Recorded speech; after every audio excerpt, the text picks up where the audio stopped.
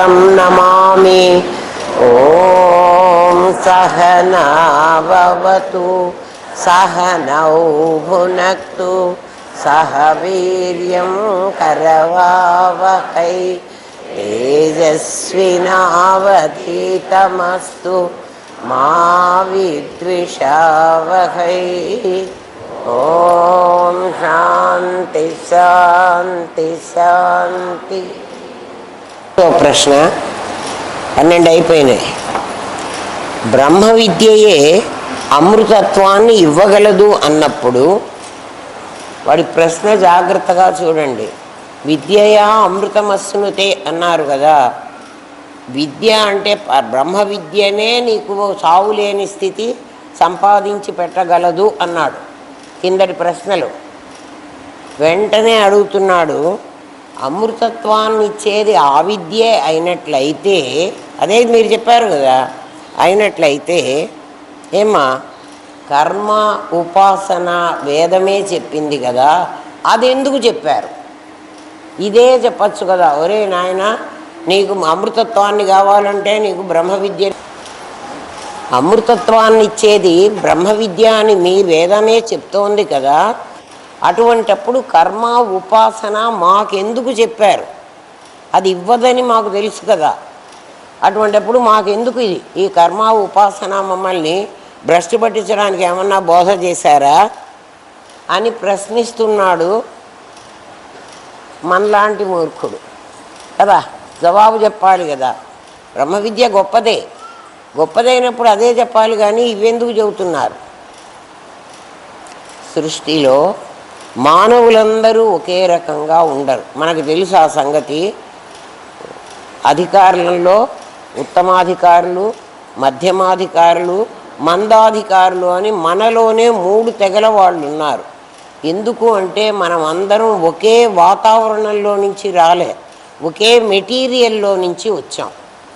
మనందరం తయారైంది 5 భూతాలతోనే. ఈ 5 భూతాలతో ఉన్నది చూడండి. డాక్టర్ గారి కొడుకు డాక్టర్ అవ్వడంలో పెద్ద కష్టం లేదు. ఎందుకని? వాడికి ఇంట్లో వాతావరణం అలాంటిదే ఉంటుంది. ఒక లాయర్ కొడుకు లాయర్ అయితే పెద్ద గ్రేట్ కాదు. ఒక సైంటిస్ట్ కొడుకు సైంటిస్ట్ అయితే అది గ్రేట్ కాదు. ఒక గుడిసెలో ఉండేవాడు సైంటిస్ట్ అయితే అది గ్రేట్.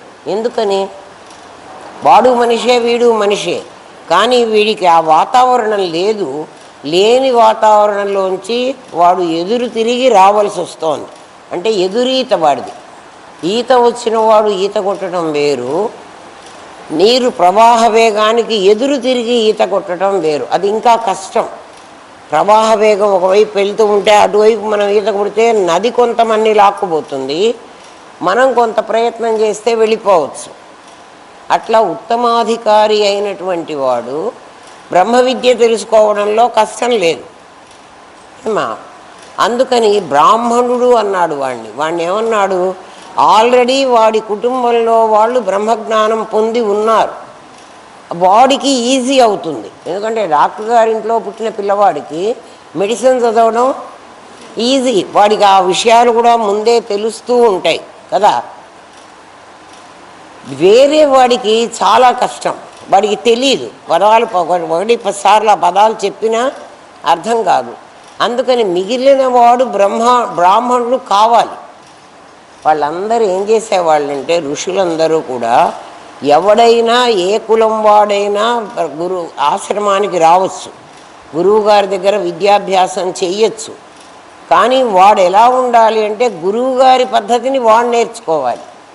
అంతేగాని వాడి పద్ధతి గురువుగారికి నేర్పించేవాడు పనికిరాడు. దాన్ని బట్టి గురువుగారి దగ్గర పెరిగిన వాళ్ళందరూ ఏమవుతారంటే విద్య పూర్తయ్యేప్పటికీ ఆ గురువు ఎంత తెలుసుకున్నాడో అంత తెలుసుకున్న వాళ్ళు అవుతారు. వాడు సాధారణంగా బ్రహ్మజ్ఞానం పొందాడు కాబట్టి వాడు బ్రాహ్మణుడే. వీళ్ళందరినీ బ్రాహ్మణులుగా ప్రమోట్ చేసి పంపించేవాడు సొసైటీలోకి. ఆ సొసైటీ చాలా బాగుండేది కదా. అది కాకుండా ఇప్పుడు ఏమైంది? గురువు వాడు శిష్యుడి దగ్గర లెవెల్కి వంగి వాడు విద్యా విధానాన్ని అనుసరించి వాడు చెప్పినట్టు వీడు చదువు చెప్పాలి, అంతే కదా. దానివల్ల ఏమవుతోంది? సమాజం పాడైపోతుంది. సమాజం బాగుపడాలన్నా చెడిపోవాలన్నా ఉపాధ్యాయుడే కారణమవుతున్నాడు. వాడు సమంగా గనక ఉన్నట్టయితే పిల్లలు బాగుపడతారు, లేకపోతే సొసైటీ చెడిపోతుంది. వాడొక్కడు చెడిపోతే, వాడి పిల్లవాడు చెడిపోతే బాధ లేదు, సమాజం అంతా చెడిపోతుంది. అందుకని ఈ బ్రహ్మ విద్యనే బోధించకుండా వేరే విద్యలు ఎందుకు బోధించారు అంటే, నాయన వేరేవి మెట్ల లాంటివి, ఆ మెట్లెక్కిన వాడు మేడ మీదకి ఎక్కడంలో ఏం కష్టం లేదు. మెట్లు లేకుండా మేడెక్కాలంటే అందరికీ, మనందరి ఇళ్లలో లిఫ్ట్లు ఉన్నాయా, ఎలివేటర్లు ఉన్నాయా? లేవు కదా. మరి మనకు మెట్లు పెట్టుకోవాలి. మెట్లు మేడ కాదు ఏమ్మా. మెట్ల మీద కూర్చుని నేను ఇక్కడే కాపురం చేస్తాను అంటే వీలు కాదు. ఎందుకని మేడ మీదకి ఎక్కాలి. అందుకని మెట్లు ఎక్కి మేడ మీదకి చేరాలి. ఇది ప్రొసీజరు. అందుకని కర్మ ఉపాసన వేదం చెప్పింది. ఆ సంగతి తెలియక వేదం చాలా పార్షియాలిటీ చూపించింది, బ్రాహ్మణులకు మాత్రమే చెప్పింది. ఈ విద్య మేము మాత్రం ఎందుకు నేర్చుకోకూడదు? నేర్చుకోవచ్చు. సరైనటువంటి అర్థం లేకుండా మీరు ప్రవర్తించినట్లయితే అది పెడర్థాలకి దారితీస్తుంది. ఇప్పుడు చూడండి, సంస్కృత భాష రానివాడు సంస్కృతాన్ని చదివితే వాడు వేరే వేరే అర్థాలు కనీసం విభజించడానికి కూడా రాకపోతే, పద విభజన చేయటం కూడా వాడికి రాకపోతే ఏమవుతోంది? పెడర్థాలకి దారి తీస్తుంది. వాడికి సంస్కృతం రాదు. ఇప్పుడు అట్లా చాలామంది చెప్తున్నారు సంస్కృతం రాదు, ఆ అర్థం ఎందుకు కరెక్ట్ కాదు అంటారు. ఎందుకు కరెక్ట్ కాదో అది చదువుకున్న వాడికి అర్థమవుతుంది, కానీ నీ చదువు సరిపోదు. ఎవడికి వాడు ఇది నాది సరిపోదు అని వాడు అనుకోవాలి, అనుకోవటంలా.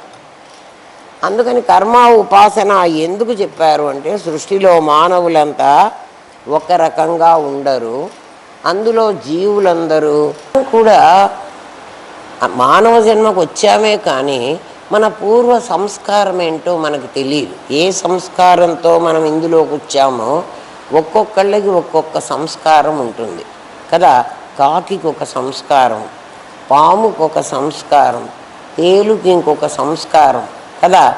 పాపం తేలు అనుకుంటుందిట, ఏ మనిషికి నేను అపకారం చేయకూడదు, నా తోకలో కదా విషం ఉండేది, తల నుండి విషము పణికిని విలయంగా తోక నుండి వృశ్చికం తేలు అనుకుంటుందిట, నా తోకలో కదా విషం ఉంటుంది, ఆ తోక ఎవ్వరికి తగిలించకుండా దాన్ని పైకి పెట్టుకుని నేను జాగ్రత్తగా వెళతాను, ఎవ్వరికి అపకారం చెయ్యకూడదు అనుకుంటుందిట. ఎవరు?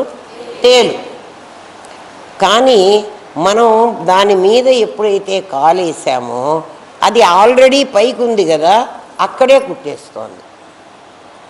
దాని ఉద్దేశంలో తోక పాపం కిందికి పెట్టుకోవచ్చు కదా, అది మంచి బుద్ధితోనే పెట్టుకుంది పైకి. అదనుకుంటుంది నేను ఎంతో జాగ్రత్తగా వీడికి తగలకూడదని నా తోక పైకి పెట్టుకొని వస్తే వీడు దాని మీద కాలేస్తేనే అది కుడుతోంది, లేకపోతే తేలు కుట్టదు. కుట్టాలని దానికి ఆలోచనే లేదు. ఏమ్మా, ఆ సంస్కారం మనలో ఉన్నట్టయితే ప్రతి మనిషిని కుట్టేవాడు. ఒక్కొక్కడు మాట్లాడుతుంటే కుట్టినట్లే ఉంటుంది కదా, బాధించినట్లే ఉంటుంది. ఒక్కొక్కళ్ళు మాట్లాడితే మనకెందుకులే వాడి కర్మ వాడు అనుభవిస్తాడు అని వదిలేసినట్లు ఉంటుంది. ఇవన్నీ మనకు పూర్వజన్మ సంస్కారాలు.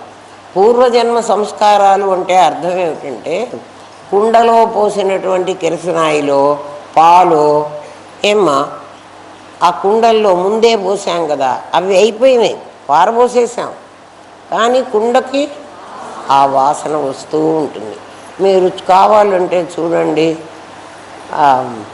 అదేదో చెప్తాడు కదా, ఈ వాసన ఈ ఫిష్ వాసన ఎట్లా పోతుంది అని అడిగితే వాడు ఒక అడ్వర్టైజ్మెంట్లో ఏదో చెప్తాడు, కడిగినా ఇది పోలేదు కదా. అంటే అంత అసహ్యకరమైన వాసన గిన్నెకు పట్టుకుంది.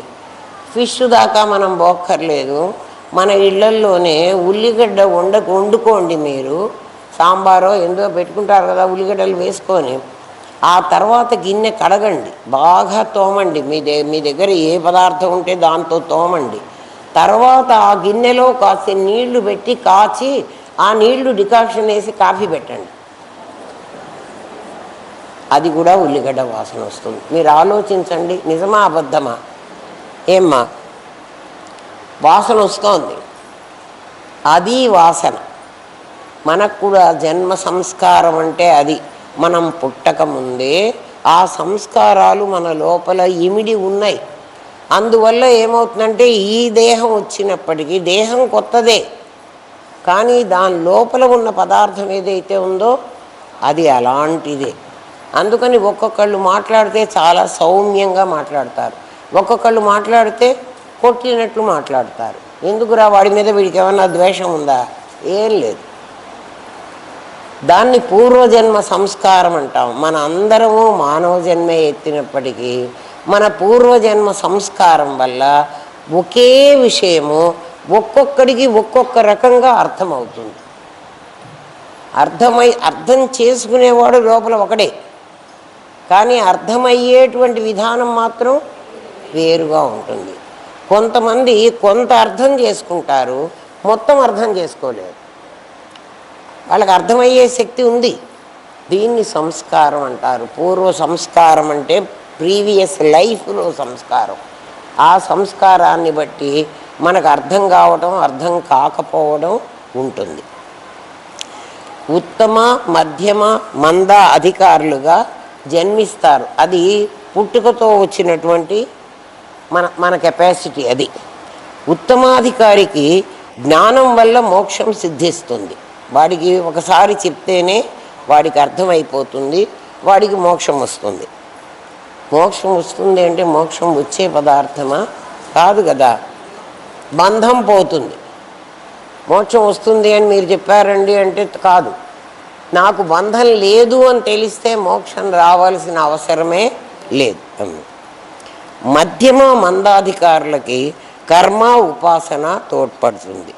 కర్మభ్రష్టుడు తిరిగి మానవ జన్మకు రాలేడు. కర్మభ్రష్టుడు, కర్మ చెయ్యని వాడు.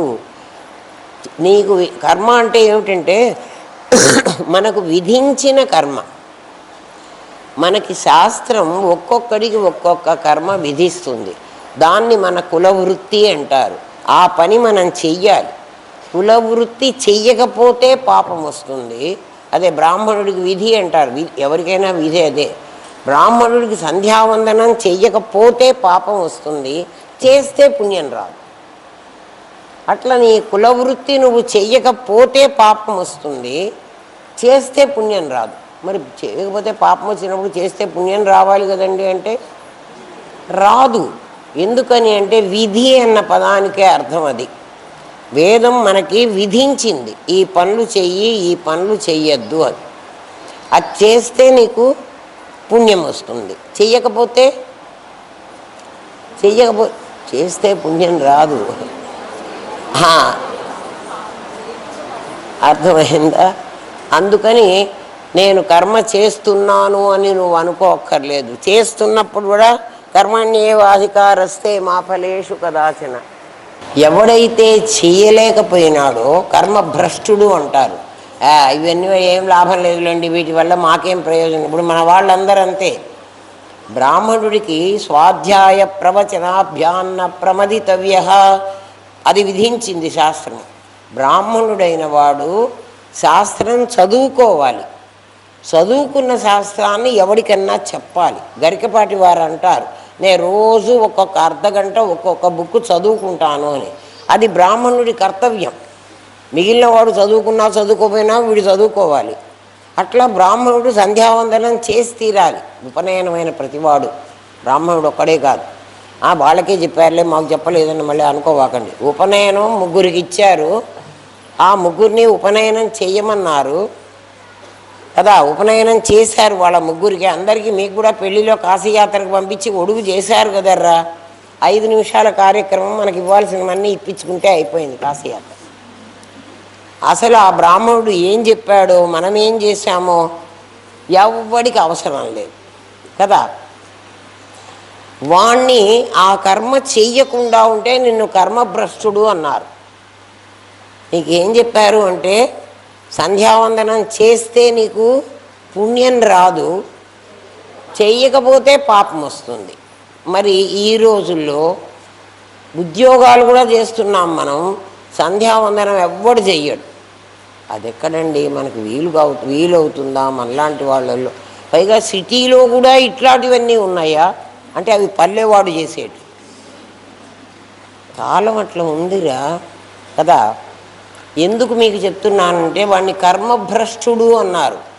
నీకు వేదం ఈ ప్రపంచంలో బతకడానికి మీకందరికీ ఆధార్ కార్డు ఎట్లాగో అట్లా వేదం నీకు ఒక కర్మ విధించింది. ఒరే మా ప్రపంచంలో ఉండాలంటే ఈ పని చేసి తీరాలరా అని కదా. నువ్వు ప్రపంచంలోనే ఉంటున్నావు కానీ ఆ పని మాత్రం చేయటంలే. వాణ్ణి కర్మభ్రష్టుడు అనాలి. ఆ కర్మభ్రష్టుడు మళ్ళీ ఇంకో జన్మ వస్తుంది, అప్పుడు నువ్వు మానవ జన్మకి రావడానికి వీల్లేదు. కర్మ చేసిన వాడు మానవ జన్మకు వస్తాడు, మళ్ళీ అప్పుడు మళ్ళీ ఛాన్స్ ఇస్తాడు రా తెలుసుకోవడానికి. నీకు పరమాత్మ తత్వం తెలుసుకోవడానికి ఛాన్స్ దొరుకుతుంది. ఇప్పుడు దొరికింది మనకి మానవ జన్మలో, మందాధికారులమే కావచ్చు కానీ మనకిప్పుడు పరమాత్మను తెలుసుకుంటే అధికారం ఉంది. ఎందుకండి మాకు అధికారం స్పెషల్ ఏమొచ్చినాయి, 2 కొమ్ములు ఏమన్నా మొలిచినాయ్యా అంటే కొమ్ములు మొలవక్కర్లే. మనకి వివేక జ్ఞానం అనేది ఒకటి ఎక్స్ట్రా ఇచ్చాడు పరమాత్మ. ఈ జన్మకి పంపిస్తూ పశుపక్ష జంతువులమే మనం, జంతువునాం నరజన్మ దుర్లభతమం అన్నాడు. జంతువులమే అయినప్పటికీ మనకి ఈ జ్ఞానం వివేకం అనేటువంటి ఒకదాన్ని ఎక్స్ట్రా ఇచ్చాడు. బుద్ధి అనేది పశువుకు తెలియదు. అది ఇవాళ మన చేలో తిన్నదనుకోండి, ఆ పొలం కాపు దాన్ని చచ్చేట్టు తలకాయ పగలగొట్టాడు, చావగొట్టాడు. మనిషికి అయితే రేపు మళ్ళీ ఈ పొలంలోకి వచ్చేటప్పుడు వీడు కొట్టిన దెబ్బ గుర్తుంటుంది, జంతువుకి గుర్తుండదు. మళ్ళీ వచ్చి మళ్ళీ దెబ్బతిన్నా కూడా ఎల్లుండి మళ్ళీ కూడా ఆ పొలంలోకి వచ్చేది ఆహారం తీసుకుంటుంది. ఎందుకంటే ఆహారమే కనపడుతుంది కానీ వివేకం అంటే అది మనకొక్కళ్ళకే ఉంది. ఆ మనకొక్కళ్ళకే ఉండి పరమాత్మ ప్రతినిత్యం ఏం చెప్తున్నాడంటే, మనకు కష్టాలు వస్తున్నాయి చూడండి, ప్రతివాడికి కష్టం అనుభవిస్తున్నాం కదా. ఆ అనుభవించినప్పుడు అబ్బా మానవ జన్మ చాలా కష్టమైంది అని అనుకుంటున్నాం. పశుపక్షాదుల జన్మ అయితే ఎవరిని పోషించాల్సిన పని లేదు, వాళ్ళని వాళ్ళు పోషించుకుంటే చాలు. మనిషి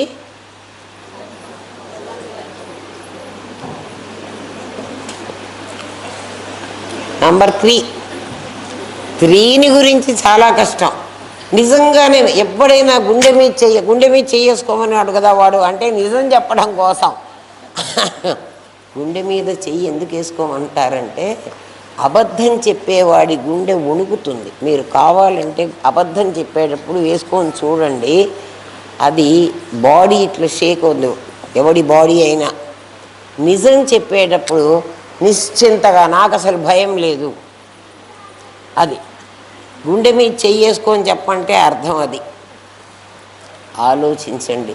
ఈ 3 కోసమే ప్రయత్నించి అబ్బాయి మానవ జన్మ అస్సలు అనవసరం రా అని అనుకునేవాడు ఎవడైనా ఉంటే, ఎందుకు అనవసరం అనుకుంటున్నాడంటే కర్మభ్రష్టుడైనాడు కాబట్టి. కర్మ నువ్వు చేయటం లేదు, ఎవరికి వాళ్ళు మీరందరూ ఆలోచించండి. మనకు విధించిన కర్మ చేస్తూ ఇంకో కర్మ చేసుకోండి. మీరు జాబ్ చేస్తున్నారు, సాఫ్ట్వేర్ నిజమే, కానీ నీకంటూ ఒక కర్మ ఉంది. నువ్వు చెప్తావు కదా, అది మనకు ఆ కర్మ ఉందా లేదా అని తెలియడానికి ఏ అప్లికేషన్ అన్న స్కూల్లో అడ్మిషన్ కోసం అప్లై చేసినా కూడా నీకు హిందూ బ్రాహ్మిన్, హిందూ వైశ్య రాసుకుంటామా లేదా? ఎందుకు? వాడికి ఎందుకు మన కులం అంటే నువ్వు చెప్తున్నావు, నేను ఈ కులంలో పుట్టానురా, నా కర్మ ఇదిరా, నేను ఇది చేస్తున్నానురా, నీ చదువు కూడా చదువుకోవడానికి నేను వచ్చానురా. అర్థమవుతుందా కదా? కానీ నీ కులం నీకు గుర్తుంది కానీ ఆ కుల ధర్మం ఏమిటో నీకు గుర్తులేదు. అటువంటి వాడు ఏమవుతాడంటే, ఎవరికి వాళ్ళు అర్థం చేసుకోండి, మనం ఆ కులధర్మాన్ని పాటిస్తున్నామా లేదా అని. మనకేం పెద్దగా కష్టం చెప్పలేమ్మా, చాలా సింపుల్గా చెప్పింది శాస్త్రం ప్రతివాడికి కూడా. కానీ మనం అది కూడా పాటించటం లేదు. మన అన్నం తినద్దని లేదు, ఏం అక్కర్లేదు. చాలా సింపుల్ క్వశ్చన్ రా. మా అబ్బాయి 7 గంటలకే స్కూల్కి వెళ్ళాలని నేను తెల్లవారుజామున 5 గంటలకు లేచి నా మొహం కూడా నేను కడుక్కోకుండా నేను కుక్కర్ పెట్టి, కుక్కర్లు కూస్తూ ఉంటాయి, 5 గంటలకి అన్నం వండుకుంటారు. Is it correct? మరి ఎందుకు చేస్తున్నావు ఆ పని? నీకు తెలియదా కదా? పాచి మొహం కడుక్కోకుండా నువ్వు అసలు ఎవరితో మాట్లాడకూడదు. రాత్రి అంతా నోరు మూసుకుని ఉన్నావు. ఏం లేదు, మా అబ్బాయి 7 గంటలకు వెళ్ళిపోయాక అప్పుడు ఒక్కొక్క ఇల్లాలని నేను చూస్తాను 8:30 సూర్యుడికి ఎదురుగా నుంచుని బ్రష్ చేస్తూ ఉంటారు. పాపం సూర్య భగవానుడు శపిస్తున్నాడు మిమ్మల్ని, మీకు తెలియదేమో ఆ సంగతి. సూర్యుడికి ఎదురుగా నుంచోని ఒక్కసారి మీరు కారు వేసుకుని పల్లెల్లో వెళ్ళండి, ఆ టైంకి వెళ్ళండి, వాళ్ళని మీకు చూడక్కర్లేదు, మీకు అటువంటి వాళ్ళే కనపడతారు. నేను వాళ్ళని విమర్శించటంలే, తెలియక చేస్తున్నారేమో తెలుసుకోమని చెప్తున్నా, అంతే కదా. మన ధర్మం ఏముందో అది చెయ్యాలి. చెయ్యకపోతే మాకేం నష్టం అంటే అది చేస్తూ నువ్వు పరమాత్మను తెలుసుకోవడానికి ప్రయత్నం చేయాలి. కర్మ చేస్తున్నావు, ఒకవేళ నీకు ఆ పరమాత్మ తెలియకుండా, ఎందుకంటే గురువు దొరకాలి, పరమాత్మ తెలియాలంటే అది ఈజీ జాబ్ కాదు. నీ కులకర్మ నువ్వు వ్యవహారం చేస్తూ నువ్వు పొట్టపోషించుకోవడానికి మరో పని చేస్తూ, ఇప్పుడు దానివల్ల కుల వృత్తులు ఎందుకు ఏర్పడ్డాయి అంటే ఈ సమాజం కోసం. సమాజ వ్యవస్థ పాడైపోయింది, ఎందుకంటే అందరూ సాఫ్ట్వేర్కే పోతున్నారు జనాలు. కుల వ్యవస్థ నాశనం అయిపోయింది. ఎవ్వడు కూడా వాడి కుల వృత్తి చెయ్యడు. వాడు అట్లే చెయ్యాలి అంటే అందులోనే వాడికి ఉంది. చదువుకోద్దని చెప్పట్లేదు, చదువుకుని కూడా చెయ్యి. ఇంజనీరింగ్ చదివిన వాళ్ళందరూ ప్రాజెక్టులు కట్టేస్తున్నారా? అందరూ సాఫ్ట్వేరే. మెకానికల్ వాడు సాఫ్ట్వేరే, సివిల్ వాడు చివరికి కెమికల్ ఇంజనీర్ కూడా సాఫ్ట్వేరే. ఇదేం అన్యాయమో చూడండి, ఆలోచించండి. అంటే సొసైటీ ఏమైపోతుంది? వివేక జ్ఞానం ఉంది నీకు, నువ్వు చేయటంలే. మానవ జన్మ మళ్ళీ రాదని చెప్తున్నాడు. నువ్వు కర్మభ్రష్టుడివైతే నీకు మానవ జన్మ మళ్ళీ రాదు. కొంతమంది గురువులే చెప్పారనుకుని కర్మభ్రష్టత్వం పట్టించేస్తున్నారు. చచ్చిపోతే కర్మకాండ చెయ్యరు. పితృదేవతలు అందరూ మోక్షం పొందిన వాళ్ళు కాదర్రా, మీకు తెలీదు. ఎవరికి అంత ఈజీగా మోక్షం రాదు. ఎందుకని మనుష్యానాం సహస్రేషు కశ్చిద్యతతి సిద్ధయే.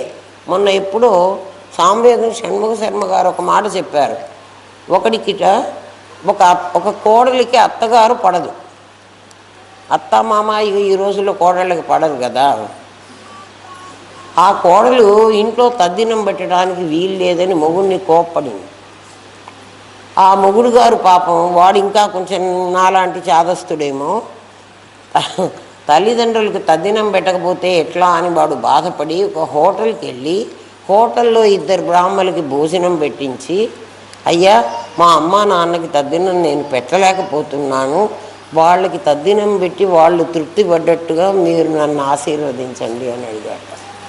ఎందుకు నాయన ఈ కర్మ నీకు అంటే, మా ఇంట్లో తద్దినం పెడితే నా భార్య ఊరిపోదండి, మా అమ్మకి మా భార్యకి పడదు, అందుకని మా అమ్మకి తద్దినం పెడితే అమ్మకి నాన్నకు కూడా, అమ్మ అంటే నాన్న కూడా. అది సామవేదం షణ్ముఖ శర్మ గారు పాఠంలో చెప్పారు ఈ మాట. ఎందుకు జరుగుతోంది ఇది? ఒక్కసారి ఆ భర్త ఆ భార్యకి చెప్పలేడా? అమ్మ శరీరం, ఇక్కడ కోడలు శరీరం, నాది అనేది ఇది తెలిస్తే వాడని చెప్పచ్చు. ఇది తెలియదు కదా. అమ్మలో ఉన్నది ఒకే ఆత్మ, దీనిలో ఉన్నది ఒకే ఆత్మ. ఇప్పుడు కర్మ జరగవలసింది, తద్దినం పెట్టవలసింది ఎవరికి? శరీరానికే కదే. 3 శరీరాలు ఉన్నాయే తల్లి. ఒక శరీరం ఇక్కడ పడిపోయింది, ఇంకా 2 శరీరాలు పోయినాయి. వేరుశనకాయ చెక్కుబడేసి మిగిలినంతా పోయింది. రేపు మళ్ళీ అదే వస్తుంది, ఇంకో శరీరాన్ని తగిలించుకుని. తద్దినం లోపల ఉన్న ఆత్మకు అవసరం లేదు. అక్కడ ఉన్నవాడికి ఆకలి దప్పిక ఉన్నది. వాడు మళ్ళీ జన్మకి ఎప్పుడు వెళ్ళాడో, కొంతమంది అంత స్వయం పాకం ఇచ్చేసామండి బ్రాహ్మడికి, ఎందుకు స్వయం పాకం ఇవ్వాలి? మీ అమ్మ నాన్న పేరు చెప్పి ఇద్దరు కూర్చోబెట్టి అన్నం పెట్టలేవు? నీ కులం వాళ్ళనే పిలిచిరు, ఇద్దరికి అన్నం పెట్టు, వాడే మా అమ్మ నాన్న అనుకో. మరి ఎందుకు అట్లా చేస్తున్నారో తెలియదు. నేను ఆవేదనతోనే మీకు ఈ మాట చెప్తున్నాను. ఎందుకని చేస్తున్నారు అంటే తెలియక, కావాలని చేయటంలే కదా. అటువంటి వాళ్ళకి మళ్ళీ మానవ జన్మ రాదు అని చెప్పేశాడు. శాపం ఎంత పెద్ద శాపమో చూడండి. ఇప్పుడు వచ్చినటువంటి అడ్వాంటేజ్ ఈ మానవ జన్మలో ఏంటండి నాకు లాభం? మానవ జన్మలో నీకు మోక్షం పొందే అధికారం ఉంది కర్మ సక్రమంగా చేస్తే. నెక్స్ట్ ఉపాసన స్టేజ్కి వెళతావు. ఉపాసన సక్రమంగా చేస్తే జ్ఞానం అనేటువంటి స్థితికి నువ్వు వెళతావు. ఆ అవకాశం నీకు ఈ జన్మలో ఉంది. ఈ జన్మ పోగొట్టుకుంటే నీకు రాదు. అర్థమైందా? జ్ఞానభ్రష్టుడు పోనీ జ్ఞానాని కోసం ప్రయత్నం చేశామండి, మాకెవ్వరికీ కూడా రామనాథం గారు దొరకలేదు, ఎవరో ఒక గురువు దగ్గరికి వెళ్ళి మేము ఏదో కష్టపడుతున్నాము కదా, మాకు జ్ఞానం కలగలేదు, అయినా మరి మా పరిస్థితి ఏమిటి అని అడిగేటట్లయితే, నాయనా నువ్వు ప్రయత్నం చేశావు కాబట్టి మరుజన్మలో శుచీనాం శ్రీమతాం గేహే, నీ సంస్కారం అనేది ఒకటి చెప్పాను కదా ముందే, అటువంటి సంస్కారవంతుల ఇంట్లో నిన్ను పుట్టిస్తా. జ్ఞానం కోసం ప్రయత్నిస్తున్నావు కాబట్టి అటువంటి సంస్కారవంతుల ఇంట్లో నిన్ను పుట్టిస్తా. వాళ్ళకి ఇప్పుడు నువ్వు డబ్బు లేక కదా నువ్వు నీ కర్మ మానుకుని వేరే కర్మలోకి వెళ్ళావు. నీకు ధనేషణ కోసమని కదా వెళ్ళావు. నీకు ఆ ధనేషణ లేకుండా నేను ఆ జన్మలో శ్రీమతాం డబ్బున్న ఇంట్లో పుట్టిస్తా. జ్ఞానం కోసం ప్రయత్నిస్తే ఈ జన్మలో ఒకవేళ జ్ఞానం దొరకకపోయినా వచ్చేది మానవ జన్మ వస్తుందిట. ఆ జన్మ కూడా ఎటువంటిదంటే ఇప్పుడు దేనికోసం నువ్వు కర్మభ్రష్టుత్వం పట్టాల్సి వస్తున్నదో అది లేకుండా నీకు ఆ జన్మలో శుచీనాం భగవద్గీత చెప్పిందమ్మా ఈ మాట నేను చెప్పట్లే. శుచీనాం శ్రీమతాం గేహే, శ్రీమంతులైన శుచిమంతులైన ఇంట్లో. శుచిమంతులు అంటే నీకు అటువంటి కష్టం లేకుండా, ఇదివరకు నువ్వెందుకు శుచి లేకుండా మొహం కూడా కడుక్కోకుండా కుక్కర్లు పెట్టి అన్నం వండుకున్నావు అంటే నీకు కొడుకు 7 గంటలకి టైంకి వెళ్ళిపోవాలి కదా, వాడిని పంపించాలి కాబట్టి నువ్వు తెల్లవారుజామున లేవలేకుండా వండుకుంటూ తింటున్నావు కదా. పాలల్లో చాలామంది పాలల్లో మీగడ కడుతుంది కదమ్మా, ఎవరికైనా పాలు ఉంచేటప్పుడు అట్లా ఊదుతారు, ఊది ఆ మీగడని పక్కకు పంపించి ఇస్తారు. వీళ్ళ నోట్లో ఉన్నదంతా అందులో పడుతోంది, మనకు తెలియదు. మన నోట్లో ఏం లేదండి, చాలా బాగా శుభ్రంగా ఉంటుంది అనుకున్నారు.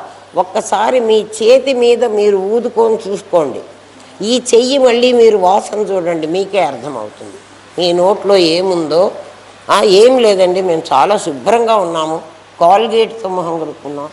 కాల్గేట్తో కడుక్కున్నావో ఇంకా దేంతో కడుక్కున్నావో, నీ లోపలి నుంచి వచ్చేది ఉఫ్ అని ఊదింది కార్బన్ డైఆక్సైడ్.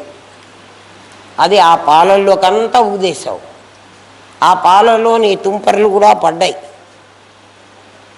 పెద్ద మనుషులు చాలామంది ఎట్లాంటి పనులు చేస్తున్నారు, అందుకనే మీకు ఇంత చెబుతున్నా కదా.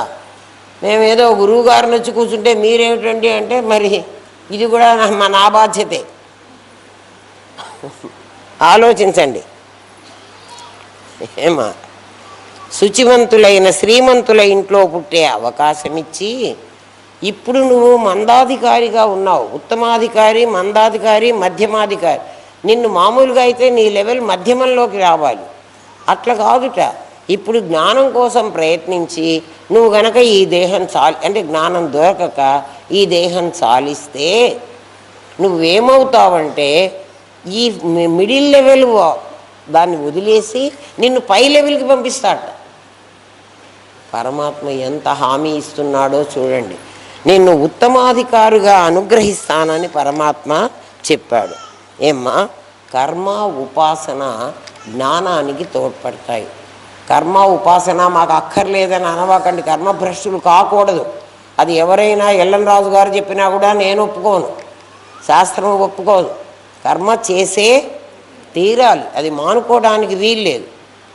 ఏదైనా మానుకుంటావు కానీ కర్మ మాత్రం, కర్మ అంటే ఏమిటి అంటే చెప్తాడు ఇంకా తర్వాత, ఈ పాఠంలోనే వస్తుంది, అక్కడ చెప్తాను మీకు. కర్మ ఉపాసనని వేదం ఏం చెప్తుంది అంటే అది నదులతో పోలుస్తుంది. ఉపనదులు అంటారు చూడండి, ఉపనదులన్నీ వచ్చి నదిలో కలుస్తాయి, నది సముద్రంలో కలుస్తుంది. ఉపనదులు డైరెక్ట్గా సముద్రంలో కలవవు, అవి నదిలో కలుస్తాయి.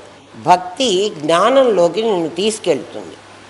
అందుకని భక్తి నిజంగా కరెక్ట్ కాదు. ఎందుకు కాదు అంటే పరమాత్మ నీ లోపల ఉంటే వాణ్ణి బయట ఉండి చేయమంటున్నాడు. పరమాత్మ ప్రతివాడి లోపల ఈశ్వర సర్వదేహానాం హృద్దేశే అర్జున తిష్టతి. నీవేం చెప్తున్నావంటే మనం అందరూ కూడా వాళ్ళు ఏం చెప్తారు, దేవుణ్ణి బయట ఫోటో ఎక్కడ పెడతాం మనం, సత్యనారాయణ స్వామి ఫోటో ఎదురుగా పెడతాం కదా, పూజ చేస్తాం. సత్యనారాయణ స్వామి వ్రతం తప్పని చెప్పట్లే. నువ్వు ఎందుకు నీకు ఎదురుగా పెడుతున్నాడు అంటే నువ్వు లోపల ఉన్నవాణ్ణి తెలుసుకోలేకపోయినావు కాబట్టి, తెలుసుకుండే అవకాశం నీకు సంస్కారంలో రాలేదు కాబట్టి నీకు దేవుణ్ణి ఎదురుగా పెట్టి, ఆ ఎదురుగా పెట్టిన దేవుణ్ణి ఏమంటున్నా అంటే నా లోపల ఉన్న శక్తిని ఆ పరమాత్మలో ప్రతిష్ఠిత. లేకపోతే నిన్నటిదాకా డబ్బాలో ఉన్న ఒక్క పలుకు అది పరమాత్మ ఎట్లయింది, అది గణపతి ఎట్లయింది? నిన్నటిదాకా మన దగ్గర పసుపు గౌరమ్మ, ఇక్కడికి వచ్చే పసుపు మన డబ్బాలో ఉంటే అది వంటింట్లో పప్పు వండుకుని అందులో ఇంత పసుపు పడేస్తున్నాం. మరి అదే పసుపు కదా ముద్ద చేసి ఇక్కడ పెట్టేస్తే అది గౌరమ్మ ఎట్లా అయింది? ఈ బింబేస్మిన్ సన్నిధిం కురు, ఇక్కడ కూర్చోవయ్యా నాకు ఏదన్నా చెయ్యి అని అడుగుతున్నావంటే నిజంగా అది అబద్ధమే. అందుకని ఇది అబద్ధమేనని మళ్ళీ మంత్రమే మనకేం అంటే ఉపాసన మనకు అర్థం కాదు కాబట్టి మీకు ఉపాసన చెప్తున్నా. ఇది సత్యనారాయణ స్వామిని ఎదురుగా పెట్టి, అంటే దేవుణ్ణి ఎదురుగా పెట్టావు, నీకు ఎదురుగా పెట్టి నిన్ను పూజ చేయమంటున్నావు. ఆ తర్వాత వాణ్ణి నీ లోపలికి తీసుకోమంటున్నాం. యచ్చగచ్చ సురశ్రేష్ఠ స్వస్థానం పరమేశ్వరాయ, ఎక్కడి నుంచి వచ్చావో అక్కడికి పో, ఎక్కడి నుంచి వచ్చావు అంటే ఆగమార్థంతో దేవానామని పిలిచా, అక్కడి నుంచి ఉన్నవాడిని కదా నేను పిలవాలి, ఇక్కడ ఉన్నవాడిని పిలవడం ఎందుకు అక్కర్లేదు. మళ్ళీ వెళ్ళిపో అంటున్నావు. వ్రతం అంతా అయిపోయిన తర్వాత మిమ్మల్ని ప్రదక్షిణం చేయమంటాడు ఎవరు? ఆ పురోహితుడు. ప్రదక్షిణం చెయ్యాలంటే ఇక్కడ కదా నువ్వు దేవుణ్ణి పెట్టావు, ఇప్పుడు దేవుడి చుట్టూ ఇటు కదా తిరగాలి. మీరు ఆలోచించండిరా, మందిరం ఎక్కడ పెట్టాం? పూజా మందిరం ఒక గోడ కానిచ్చి పెట్టాం, అక్కడ గోడలో సత్యనారాయణ స్వామి ఫోటో పెట్టుకున్నాం కదా. ఇక్కడి నుంచి మనం అడిగి నమస్కారాలు పెట్టాం, పూజలు చేసాం, కొబ్బరికాయలు కొట్టాం, చేసేసాం. తర్వాత పురోహితుడు మనకేం చెప్పాడు? ప్రదక్షిణం చేయమన్నాడు. ఆత్మ ప్రదక్షిణ నమస్కారం సమర్పయామి. నీ చుట్టూ నువ్వు తిరుగుతున్నావు, గమనించారో లేదో? నీ చుట్టూ నువ్వు తిరుగుతున్నావు అంటే దేవుడు ఎక్కడున్నాడు? నీ లోపల ఉన్నాడు. అది జ్ఞానం. ఉపాసన జ్ఞానాన్ని లీడ్ చేసింది. మనమేమనుకుంటాం? దేవుడికి ప్రదక్షిణం చేసాము. దేవుడికి ప్రదక్షిణం అంటే ఎంత జాగ్రత్తగా మనకి వేదం బోధిస్తోందో చూడండి. దేవుడికి ప్రదక్షిణం చెయ్యాలంటే నువ్వు ఇటు తిరగాలి, అంటే గోడ పగలగొట్టాలో లేక స్వామిని ఆయన దగ్గర కొంచెం మనం తిరగాలంటే ఖాళీగా వద్దురా పెట్టకుండా మనం ఏం చేస్తున్నాం? ప్రతివాడు వందాధికారి కూడా ఆత్మ ప్రదక్షిణ చేస్తున్నప్పుడు మీకు ఏమనిపిస్తోంది చెప్పండి? మాకేమనిపిస్తుందండి, మా అమ్మ చేసింది, నేను చేశాను, నా కొడుకు చేస్తుంది, దాని కొడుకు చేస్తాడు. అది మీ వైపు మీరే తిరుగుతున్నారు. అప్పుడు మీ ఆత్మ ఎక్కడుంది కదా? ఆ ఆత్మకి ఏమని చెప్తున్నావంటే పాపోహం పాపకర్మాణం పాపాత్మాన్ పాప సంభవాన్ అంటున్నావు. అయ్యా నేను మహాపాపిని, దీపం పెట్టి నేను పాపం చేశాను అని చెప్తే నువ్వు అట్లాగే జడ్జి గారి ముందర కోర్టులో బోన్లో ఎక్కి జడ్జి గారు, మహాప్రభో నేను మహాపాపిని, వాణ్ణి నేనే కూనీ చేసేసాను, అయినా మీరు మహాప్రభువులు కాబట్టి నన్ను కాపాడండి. జడ్జి గారు కాపాడగలరా? మనం చేస్తున్న పని అది. మరి ఎందుకండి మాకు ఇట్లాంటి తప్పుడు పనులన్నీ మాకు వేదం బోధించింది, మాకేం తెలుసు, సంస్కృతం రాదు, ఇట్లాంటి మంత్రాలన్నీ మీ బాపనోళ్లే కదా చెప్పారు మాకు అని అంటే, నాయన వాళ్ళు ఆ సెన్స్లో చెప్పలేను, డీకోడ్ చేసుకోవటం నీకు రాలే. అయ్యా నేనెంతో పాపం చేసి ఈ దేహం అనే దాన్ని తెచ్చుకున్నాను. అంతకుముందు నాకు దేహం లేదు, నేనుకు దేహం లేదు, నాదికి దేహం వచ్చింది. నాదిని నేననుకోవడం పాపం. అందుకని పాపోహం, అహం పాప, అహం బ్రహ్మాస్మి తెలియదు నాకు. అందుకని నేనేమైనాను? పాపోహం, పాపకర్మానం, పాపకర్మలే చేస్తున్నా. ఏం పాపకర్మలు చేసావురా? నేను మనోన్మణినై, ఈ మూడు పాపమే. ఎందుకండి ఈ మూడు పాపం? నేను నా పిల్లల కోసం డబ్బు సంపాదించుకుంటున్నాను, నా పెళ్ళాం కోసం నేను పెళ్లి చేసుకున్నాను కదా, ఇవన్నీ చేస్తే నాకు పాపం ఎందుకంటే ఈ మొత్తం పరమాత్మ సంపదరా నాయన. దాన్ని ఇంత మాత్రం నాది అని వేసుకున్నావు, బ్యాంకులో వేసుకున్నావే, ఈ డబ్బు నాది, నా అకౌంట్. ఎవడి అకౌంట్ అది? ఈ మొత్తం ప్రపంచం ఎవడిది? పరమాత్మది. నువ్వేమంటున్నావు? పోనీ మొత్తం నాదేనరా? ఆహా, అంత గట్స్ లేదు. అంటుకంటే నువ్వు దొంగతనం చేస్తున్నావు, అందుకు పాపివి. పాపోహం పాపకర్మానం, పాపకర్మలు చేస్తున్నా. ఈషణత్రయాల కోసం నేను పరిగెత్తి వెళుతున్నా, అదంతా నేను మహాపాపం చేశాను. పాపాత్మాన్ నేను, ఎందుకంటే నేను పరమాత్మని అని తెలియక నేను ఇంద్రియాత్మ, నేను దేహాత్మ, నేను ముఖ్యాత్మ, నేను ప్రాణాత్మ ఇన్ని అనుకున్నాను. అందువల్ల నేను పాపాత్మ అయిపోయినా. ఈ పదం నీకు అర్థమైతే నేను పాపిని కాదు, నా లోపల ఎవడో ఉన్నాడుట, వాణ్ణి తెలుసుకోవాలి అన్న సెన్స్ నీకు కలిగితే అప్పుడేమవుతావు? భక్తి జ్ఞానం వైపు వెళ్తుంది, లేకపోతే భక్తి. అందుకని ఉపనది నదిలో కలుస్తుంది. నదిలో ఈ థాట్ నీకు వస్తేనే, మరి నదిలో కలిస్తే సరిపోయిందా అండి? కాదు. నదీనాం సాగరోగతి. ఎప్పుడో నది ఇవాళ కాకపోతే ఎప్పుడో పోతుంది. దాంతోపాటు ఈ ఉపనది కూడా సముద్రం.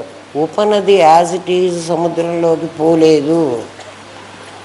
నువ్వు ఉపాసన ఈ రకంగా చేస్తే అది జ్ఞానమే అవుతుంది. అర్థమైందా? ఉపాసన చెయ్యొద్దనిలే, నువ్వు అర్థం చేసుకో. అందుకని గురుదేవులు ఏమంటారంటే, పాపోహం పాపకర్మానం అనబాకండ్రా. ఎప్పుడైతే ఆత్మ ప్రదక్షిణ చేస్తున్నప్పుడు నీకు నేను ప్రదక్షిణ చేస్తున్నాను, ఆత్మ నా లోపలే ఉంది, నా దేహం ప్రదక్షిణ చేస్తోంది. చూడండి, అవునా కాదా? శరీరమైనా ప్రదక్షిణ చేసేది, ఆత్మకు ప్రదక్షిణ అక్కర్లా. శరీరం ఎవరికి చేస్తోంది? నాది నేనుకు చేస్తోంది. అవునా కాదా? ఆ ప్రదక్షిణ చేస్తున్నప్పుడు ప్రాప్తోహం ప్రాప్త కర్మానం, ప్రాప్తించింది నాకు ఈ శరీరం, ఈ కర్మ నాకు ప్రాప్తించింది. ఈ శరీరంతో అరుణ్ గోవిల్కి రాముడుగా యాక్ట్ చేయమని డైరెక్టర్ అది ఇచ్చాడు. ఏమ్మా? అందువల్ల అది వాడికి ప్రాప్తించింది. ఆ చేస్తున్న కర్మ పుణ్యకర్మో నాకు పాపకర్మో నాకు తెలియదు. రావణాసురుడుగా ఉండి సీతను ఎత్తుకుపోయి నువ్వు రాముడికి వైరిగా ఉండురా అని ఆ రావణాసురుడి క్యారెక్టర్కి చెప్పారు. అది రాముడికి అది అరుణ్ గోవిల్కి సంబంధం లేదు.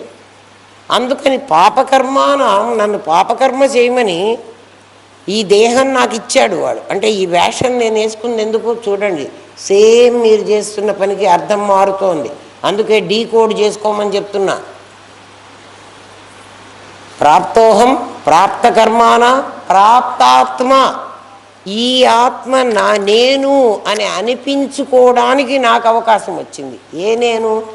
ఈ నాదికి దీని లోపల ఉన్నది నేను. అమ్మ అర్థమవుతున్నదా? మరి ఇప్పుడు ఏం చేయాలి? త్రాహిమాన్ కృపయాదేవా శరణాగత వత్సల. నేను శరణు అంటే నువ్వు కాపాడుతావుట. ఎక్కడ? అక్కడి నుంచా? ఎదురుగా ఉన్న పటంలో నుంచా? పటంలో నుంచి కాపాడడానికి లేదు కదా. కాపాడాలంటే ఎక్కడి నుంచి కాపాడాలి? నాలో నుంచే. ఎవరిని కాపాడాలి? నా దేహాన్ని కాపాడాలి కదా. ఎందుకని అంటే ఈ వేషం వేసుకున్నవాడు, రాముడి వేషం వేసుకున్నాడు కదా అరుణ గోయలు, రాముడుగా నేను పర్ఫెక్ట్గా చేసేటట్టుగా నన్ను కాపాడు. మధ్యలో నాకు నేను అరుణ్ గోవిల్ అని గుర్తుకొచ్చి ఆ ఎదురుగా ఉన్న అమ్మాయి దీపిక కదా అని ఒక్కసారి చెయ్యేస్తే ఏమవుతుందిలే అని నేను చెయ్యేస్తే ఏమవుతుంది? అది రసాభాస అవుతుంది. నాటకం కాస్త ఆభాస అవుతుంది. ఆభాస అంటున్నా కదా. ఉపాసన జ్ఞానానికి దారితీస్తుంది. ఎప్పుడు అంటే నీకు అర్థమైనప్పుడు. ఉపాసన ఎప్పుడు అర్థమవుతుంది?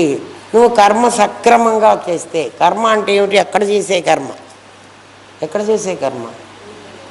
చూసారా జ్ఞానంలో ఎన్ని వస్తాయో, ఎంత లాభమో. లేకపోతే మనకు నిజంగా అప్పుడు ఏముంటుందంటే, ఉపాసన చేసేవాడికి ఏమని ఉంటుందంటే, వాళ్ళు ఎవరో సత్యనారాయణ స్వామి వ్రతం చేసుకుంటే వాళ్ళకి అన్ని పనులు అయినాయిట. తిరుపతికి పోయిస్తే నడిచి వస్తే వాళ్ళకి చాలా లాభాలు వచ్చినాయిట. నాకు కూడా, నేను కూడా అట్లాంటి వ్రతం చేసి అట్లాగే నడిస్తే కథలో కూడా అదే చెప్తాడు కదా. నువ్వు మర్చిపోతే నీకు పాపం వస్తుంది, దేవుడు శపిస్తాడు. దేవుడు ఎవరిని శపించడమ్మా. ఎందుకంటే ఆయనే మన్ని సృష్టించుకున్నాడు. ఈ పాత్రలన్నీ, మంచి పాత్రని చెడ్డ పాత్రని కూడా ఆయనే సృష్టించుకున్నాడు. ఎందుకంటే వెలుగు యొక్క గొప్పతనం తెలియాలంటే చీకటి ఉండి తీరాలి. మంచివాడి యొక్క మంచితనం తెలియాలంటే ఒక చెడ్డతనం తెలిసి ఉండాలి. అందుకని భగవంతుడు అందరినీ సృష్టించాడు. అందరినీ కాదు, అన్ని రకాల వాళ్ళని. బోర్డు ఉంటే తర్వాత ఇంకోటి చెప్తా మీకు. మాట చెప్తే కూడా మీకు అర్థమవుతుంది. బోర్డు మీద వేస్తే ఇంకా కాస్త విశదంగా అర్థమవుతుంది. అంతకంటే ఏం లేదు. వాళ్ళకి ఆ శుచీనాం శ్రీమతాం గేహే. ఎందుకంటే ఈ ఆటంకాలు లేకుండా వాళ్ళని పరమాత్మ అనుగ్రహిస్తాడట. ఏమ్మా? కర్మ ఉపాసన జ్ఞానానికి తోడ్పడతాయి. అసలే కర్మ చేయకపోతే నీకు ఈ పనే రాదు. నీకు ప్రదక్షిణం చేస్తే ఏం చేస్తున్నామో నీకు తెలియదు.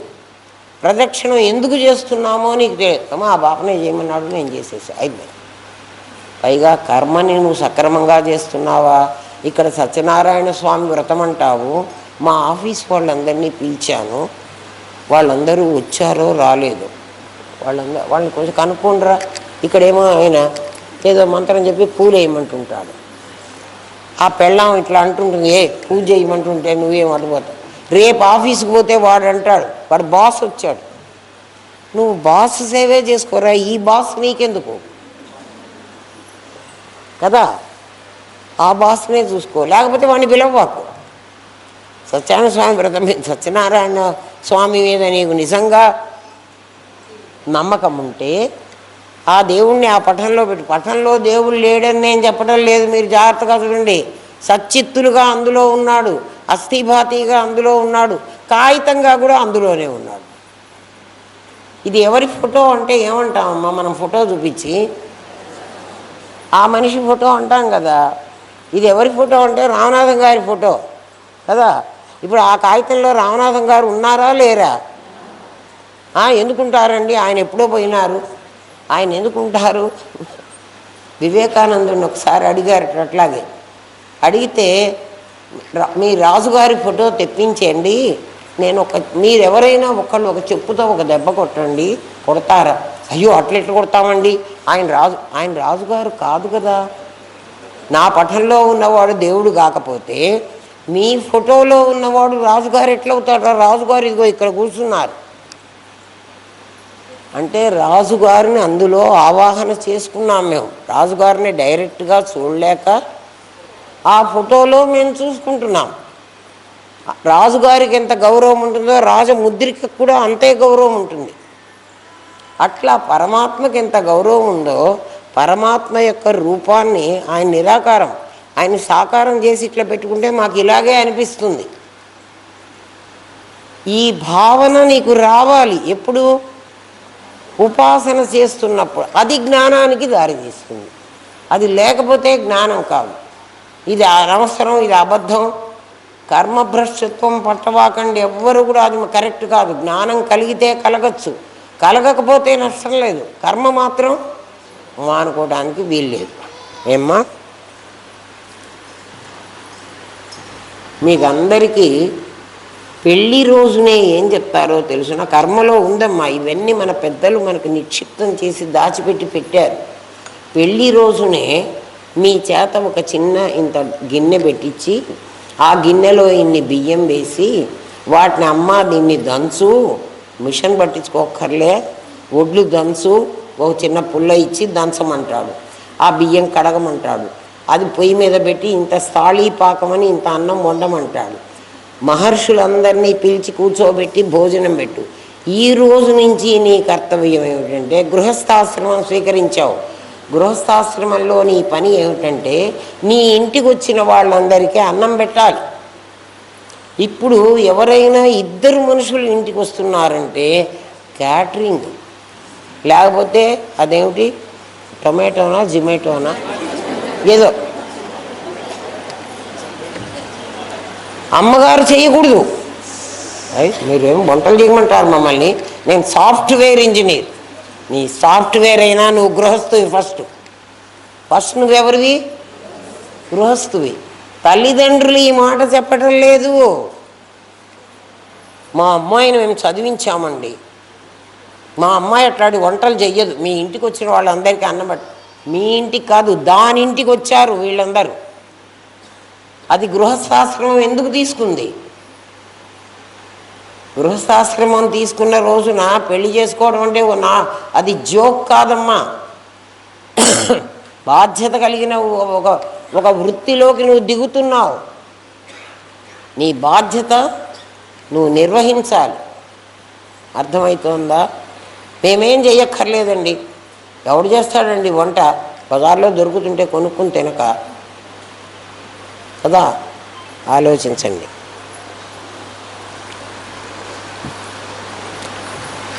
ఈ జ్ఞానం నాకు ఎప్పుడు వస్తుంది అంటే చిత్తశుద్ధి ఏర్పడితేనే జ్ఞానం వస్తుంది, లేకపోతే జ్ఞానం రాదు. చిత్తశుద్ధి ఎప్పుడు ఏర్పడుతుంది, ఎట్లా ఏర్పడుతుంది అంటే నేను బాత్రూంలోకి వెళ్ళేటప్పుడు ఆ అద్దం చాలా బాగుంది. నేను పోసుకున్న నీళ్ళ వల్ల, అంటే నేను బాత్రూంలోకి రావడం అంటే నా ఇంట్లో నేను ఉండడం, ఇగో ఈ ఇంట్లోకి రావడం, ఆ వచ్చిన రోజు నా బుద్ధి దర్పణం చాలా క్లారిటీ ఉంది. నేను ఎప్పుడైతే ధనేషణ, దారేషణ, పుత్రేషణ అనేటువంటి 3 ఈషణత్రయాలకి లోనై వేడి వేడి నీళ్లు పోసుకున్నానో ఆ అద్దం నిండా ఇంత అంటింది. అద్దం దాని కెపాసిటీ పోగొట్టుకోలేదు. అద్దం బాగానే ఉంది, కానీ అద్దం మీద ఏం అంటుకుంది? మాలిన్యం అంటుకుంది. ఎవరు మాలిన్యం అంటించారు? నేనే అంటించా కదా. నేనే ఎందుకు అంటించానండి? మా అమ్మ అంటించిందేమో. మీ అమ్మ అంటించలే అమ్మా, నువ్వే అంటించావు. డబ్బులు కావాలి అన్న కోరిక నీకు పుట్టిందా, వాడెవడికో పుట్టిందా? నీకే కదా. సంతృప్తి లేకపోవడం నీకొచ్చిందా, వాడికి వచ్చిందా? పెళ్ళి చేసుకోవాలి అన్న నువ్వు బలవంతంగా నీకెవడన్నా పెళ్ళి చేశాడా? నువ్వే చేసుకున్నావు కదా. పిల్లల్ని కూడా నువ్వే కన్నావు కదా కదా. మరి అటువంటప్పుడు ఈ 3 నువ్వు చేసి ఆ అద్దం అంతా మాలిన్యం పట్టించుకుని, మరి ఆ అద్దం మాలిన్యం ఎట్లా పోతుందండి అంటే బాత్రూంలో అద్దం క్లియర్ కావాలంటే ఎగ్జాస్ట్ ఫ్యాన్ వేసుకోవాలి. ఇక్కడ ఎగ్జాస్ట్ ఫ్యాన్ నీ జ్ఞానం. జ్ఞానం కలిగితే ఈషణత్రయాలు ఆటోమేటిక్గా పోతాయి. ఏమి జ్ఞానం అండి? అదేదో ఉంటే నాకు ఇచ్చేసేయండి, ఏదో మైసూర్ శాండిల్ సోప్ లాగా ఇస్తే మేమంతా రుద్దుకొని స్నానం చేసేస్తాం. అది అట్లా వచ్చేది కాదమ్మా. ఆ జ్ఞానం ఏమిటంటే నేను అహం బ్రహ్మాస్మి, నేను ఆత్మని, నాకు ఇవన్నిటితో సంబంధం లేదు, ఉన్నది నేనొక్కడే. వీళ్ళుగా ఇంతమందిగా కనబడుతున్నా, మొన్ననే చెప్పుకున్నాం కదా, అనేకంగా కనబడుతున్నా, అనేకంలో ఏకత్వాన్ని చూడు. మన మోటో కూడా అదే. మన భారతదేశానికి ఏమిటంటే భిన్నత్వంలో ఏకత్వం. ఏమిటి భిన్నత్వం? అన్ని రకాల రాష్ట్రాలు వేరే వేరే, అందరి జాతులు వేరే, కులాలు వేరే. మన దేశంలో ఉన్నన్ని మతాలు కులాలు ఏ దేశంలో లేవు. అయినా మనం కొట్టుకు సావలే. మన అందరం కలిసి ఏమిటి అంటే ఒకే ఆత్మ. భిన్నత్వం ఉంది మీరు చెప్తున్నారు, కానీ ఇది మాకేమో ఇప్పుడు కూడా అట్లా జరగలేదండి. ఎందుకు జరగలే? ఎలక్షన్స్ జరుగుతాయి కదా, ఎలక్షన్లలో జరిగేటప్పుడు ఈ సౌత్లో ఉండే ఒక ఏ రాష్ట్రం అన్నా తీసుకోండి, ఈ రాష్ట్రంలో ఉండే ఓటరు నార్త్ ఇండియాలో ఢిల్లీలోనో కాశ్మీర్లోనో ఉండే ఇంకో అక్కడి ఓటరు ఫోన్లలో మాట్లాడుకోలే, నువ్వు ఎవరికి ఓటేస్తున్నావురా అని. వీళ్ళందరూ కలిసి ఊకుమ్మడిగా ఒక పార్టీకి ఓటేసేస్తున్నారు. మన జిల్లాల వాళ్ళు కూడా ఎన్ని జిల్లాల్లో ఎన్ని రకాల వాళ్ళు ఉన్నారు. వాళ్ళు గవర్నమెంట్ ఫామ్ చేస్తారు. వాళ్ళు పాడు చేశారా పాడు చేయలేదా అనవసరం, కానీ అందరూ కూడా ఒకే ఆలోచన మీద ఉన్నారు. ఎందుకున్నారు అంటే మనం భిన్నంగా కనపడ్డా మన లోపల థాట్ ప్రాసెస్ మాత్రం ఒకటే ఉంటుంది. దానివల్ల భిన్నత్వంలో ఏకత్వం అనే మాట భారతదేశంలో అదే ముఖ్యమైంది. మనం భిన్నంగానే కనపడతాం, మనం అందరం ఒకే విషయాన్ని ఒకే రకంగా వినగలం, అర్థం చేసుకోగలం, దాన్ని పాటించగలం. మనకు అంత శక్తి ఉంది. ఏమ్మా, మిగిలిన వాళ్ళకి అది లేదు. వాళ్ళకి ఎవడో చెప్పింది వినాలి. ఏమిటంటే అట్లా చెప్తున్నారు మీరు? ఎవడో చెప్పింది అంటే జీసస్ క్రైస్ట్ ఇట్లా చెప్పాడు, అల్లా ఇట్లా చెప్పాడు, కాబట్టి మహమ్మద్ ప్రవక్తలు ఇట్లా చెప్పారు. మనకు అట్లా ఋషులు చెప్పలే. ఏం చెప్పారంటే నువ్వు ఉద్ధరించుకోరా అని చెప్పారు. ఉద్ధరేదాత్మనాత్మానమాత్మానమవసాదయే ఆత్మైవ ఆత్మనో బంధు ఆత్మైవ రిపురాత్మన. మన శాస్త్రం అది చెప్పింది మనకి. ఏమని? ఒరే, ఎవడో చెప్తే ఫాలో అవ్వాకురా, నువ్వు చెయ్యరా. నీకు చేత కాకపోతే గుళ్ళో పురోహితుడి దగ్గర నేర్చుకోరా. వాడు పురోహితుడు, వాడి దగ్గర నేర్చుకో. ఏం నేర్చుకోమంటావు? నువ్వు ఎట్లా ఉద్ధరించుకోవాలో నేర్చుకో. నువ్వేం చేస్తున్నావు? నీ తరఫున కోర్టులో లాయర్కి వకాలత్ అని ఇస్తాం మనం. వకాలత్ ఫామ్ ఇచ్చి, అయ్యా నా తరఫున మీరు మాట్లాడండి అని. గుళ్ళోకి వెళ్ళి, గుడికి కూడా మనం వెళుతున్నాము, ఆ గుళ్ళోకి వెళ్ళిన తర్వాత ఆ పురోహితుడిని, అయ్యా నా తరఫున దేవుడితో మీరు మాట్లాడండి అని అడుక్కుంటున్నాం. ఆలోచించండి. స్వామి అర్చన చేస్తారా? ఎందుకు చేయాలి? నువ్వెందుకు చెయ్యవు? నీకు అర్థమవుతోందా? జ్ఞానం ఇది. అందుకు చెప్తున్నా, మనం చేస్తున్నది అజ్ఞానం. నువ్వు చెయ్యి. అర్థమవుతోందా అమ్మా? నేను చెయ్యాలంటే ఆ గుడి వాళ్ళు నన్ను రానియ్యరు కదండి. ఆ గుడి దేవుడిని ఇక్కడ పెట్టుకో, వాడు ఇక్కడికి కూడా వస్తాడు. నువ్వు పిలవరా, వస్తాను అంటున్నాడు వాడు. నన్ను గుళ్ళో పెట్టింది నువ్వురా, నేను వెళ్ళి గుళ్ళో కూర్చోలే. నువ్వు ఇంట్లో పెట్టుకోలేదు కాబట్టి నేను గుళ్ళో కూర్చున్నాను అంటున్నాడు ఆయన. ఆయన రోజు నాకు చెప్తున్నాడు, ఇది వీళ్ళకి చెప్పు అని.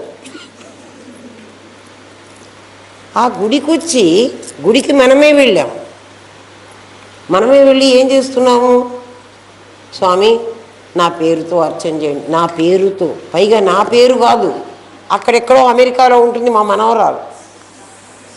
ఈయన మహానుభావుడు, ఎందుకంటే వీడికి మమకారం దాని మీద ఉంది, వాళ్ళ పేరు మీద. వీడు సహకుటుంబానం అంటే చాలు నిజంగా అయితే. అట్లా ఒప్పుకోకుండా ఏమంటాడంటే దాని నక్షత్రం కూడా. ఎక్కడన్నా పూజారి గారి దగ్గర మీరు వినండి, వాళ్ళ పిల్ల, వాళ్ళ కొడుకు, వాళ్ళ మనవడు, వాళ్ళ మనవరాలు, ఇంకా 10 మంది ఉంటే వాళ్ళందరి పేర్లు కూడా వాళ్ళకి అసలు ఇక్కడ దేవుడికి వీడు దండం పెడుతున్నాడని తెలియదు, ఈ ప్రసాదం కూడా వాడికి అక్కర్లేదు. ఎవడికి? అది మనం చేస్తున్నది కర్మ కరెక్టేనా? కర్మ చెయ్యొద్దు అంటే ఇలాంటి కర్మ చెయ్యొద్దన్నారు, అసలు కర్మ చెయ్యొద్దనిలే. అర్థమవుతోందా? చెప్పవాకండి రేపటి నుంచి స్వామి నా పేరుతో అర్చన చేయండి అన్న, అది కొంతవరకు బెటర్, అది కూడా బెటర్ కాదు. ఎందుకు? కోర్టులో మనం లా చదవలేదు కాబట్టి, జడ్జి గారు ఏదైతే మనం ఇష్టం వచ్చినట్టు మాట్లాడతాం కాబట్టి అది ఒక ప్రొసీజర్ ఉంటుంది వాళ్ళ దగ్గర మాట్లాడేటప్పుడు. అది మనం మాట్లాడలేము కాబట్టి ఒక వకీలుకి డబ్బులు ఇచ్చుకుని, అయ్యా నా తరఫున నువ్వు మాట్లాడు, నేను 1కి 2 చెప్తే ఆయన విని నాకు ఆ పనిష్మెంట్ ఇస్తే నాకు కష్టం అవుతుంది అని చెప్తున్నాం. కానీ గుళ్ళో పూజారి దగ్గర నీకు ఆ భయం లేదు. మరి ఎందుకు ఆయన్ని ఎందుకు పూజ చేయమంటున్నావు? నీ తరఫున దేవుడితో ఆయన మాట్లాడాలా? ఆ పూజారికి మంత్రం చెప్తున్నాడే కానీ నువ్వు ఇవ్వబోయే డబ్బుల మీద ధ్యాస ఉంది. కనీసం లాయర్ కన్నా అది ఉండదు. క్లయింట్ డబ్బులు ఇచ్చాడని చెయ్యడు, ఆ కేసు ఎట్లా గెలవాలి ఏం చేస్తాడు లాయర్, అదన్నా నయం కదా. వీడు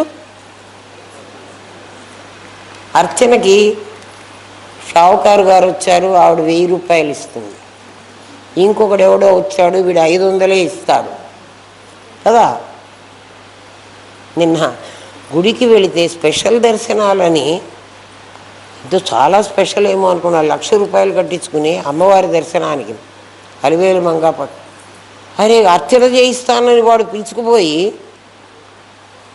ఇట్లా వంగి నుంచోని చూడాలి. అమ్మ నాయన నేను కూర్చోలేను, నాకు మోకాళ్ళు లేవని చెప్పేశారు. కూర్చోమంటాడు, అక్కడ కూర్చుంటే ఎంతసేపు అంటే అమ్మవారికి ఒక హారతి ఇచ్చి అర్చన టికెట్ ఎంతరా 350 350 రూపాయలు తీసుకుని ఈచ్ పర్సన్కి. ఇదివరకైతే దంపతులు ఇద్దరికి తీసుకునేవాళ్ళు, ఇప్పుడు అట్లా లేదు. ఇప్పుడు వాడి దృష్టి ఏముంది? కర్మ చేస్తే కర్మలో ఈ జ్ఞానాన్ని కలిగి కర్మ చేయమంటున్నాడు. అర్థమైందా? ఇవాళ పాఠం అది చెప్పాం మీకు. మనం అందరం ఏం చేస్తున్నామో ఎవడికి వాడు ఆలోచించుకోండి. ఈసారి గుడికి పోయినప్పుడు నువ్వు నీ భార్య గురించి అంతవరకే చెప్పుకోండి. ఎందుకంటే రాని పిల్లలు, రాని మనవాళ్ళు, వాళ్ళ గోత్రాలు, వాళ్ళ మంత్రాలు, ఆ పెళ్ళాన్ని అడుగుతాడు వాళ్ళ గోత్రం ఏమిటి అని. ఎందుకు? వాళ్ళ నక్షత్రం ఏమిటి, నక్షత్రం కూడా చెప్పాలి. ఏ మరి ఇది నాకు అర్థం కాలే. అంటే మనుషులు కర్మని ఎలా చేస్తున్నారో, కర్మలో జ్ఞానం అంటే అది మీకు అర్థమై ఉంటుంది ఇప్పటి వరకు నేను చెప్పింది. ఇంకోసారి ఆ తప్పు చేయకండి. దానివల్ల మీ మనవడికి మనవరాలికి పుణ్యం రాదు, మీ కొడుక్కి కూతురికి కూడా రాదు. ఎందుకంటే వాళ్ళు ఇక్కడ లేరు కదా. నీ ఒక్కడి పేరు తీసి సహకుటుంబం అంటే చాలు. ఆ బ్రాహ్మణ్ణి నుంచోబెట్టి వీడు చెప్పడం వాడు పలకడం. మీరెప్పుడు వినలేదమ్మా ఇలాంటివి? విన్నారు కదా. అప్పుడు తప్పు దోచలేదా మీకు? నాకైతే తప్పే దోస్తుందర్రా. నేను చెప్పిన తర్వాత మీకు కూడా తప్పు తోచాలి. తప్పు పనులు చేయబాకండి. అది కర్మ. తప్పు చేయడం అంటే కర్మలో అకర్మం చూడటం అది వేరే. అకర్మలో చూడమని చెప్పాలి, కర్మలో జ్ఞానం చూడమంటున్నాను. అర్థమైందా? ఎందుకంటే చిత్తశుద్ధి ఎందుకు ఏర్పడాలండి? నాకు అవసరం ఏముంది? నేను ఊరికే అహం బ్రహ్మాస్మి అనుకుంటే నీకు అంటదు. దానికి ముందు ఏం చేయమంటే, ఇది నేను చెప్పలేదమ్మా, వేదాంత పంచదశిలో విద్యారణ్య స్వాముల వారు చెప్పారు. ఏమంటే, ఒక బట్టకి నీకు కావలసిన రంగు అద్దాలంటే, బట్టలకి రంగు అద్దించుకుంటారు కదా. ఒకప్పుడు ఉండేది రంగరేజ్ అని. రంగరేజ్ అంటే రంగరాజులు అయినారు వాళ్ళు, రాజులు కాదు. రంగరేజ్ ఎవరైనా తెలియకపోతే ఇప్పటి నుంచి నేర్చుకోండి. దానికి రంగు అద్దుతున్నారు. వాళ్ళ అద్దకం పని చేసేటువంటి వృత్తి, కుల వృత్తి వాళ్ళది. అది మార్చుకొని మరి ఇంకా వేరే అయిపోయినారు. బట్టలకి రంగులు అద్దేవాళ్ళు. మన దగ్గర చిన్న రంగరాజ వీధి, పెద్ద రంగరాజ వీధి, రంగరాజా అయిపోయినాడు. రంగరాజులు కాదు, పదం కరెక్ట్గా నేర్చుకున్నారు. రంగ్ రేజ్, రంగ్ రేజ్. ఆ రంగు అద్దేటువంటి వాడు ఏం చేస్తాడంటే ముందు దానికి అంటిన మురికి పోగొట్టాలి. బట్టకు కొంత మురికి అంటి ఉంటుంది. మనం రంగు అద్దుకుండేది రంగు పోయిన బట్టకు కదా, దానికి ఆల్రెడీ మనం కట్టుకుని ఉంటాం కాబట్టి కొంత మురికి ఉంటుంది. ఆ మురికిని ముందు పోగొట్టాలి, అది కర్మ.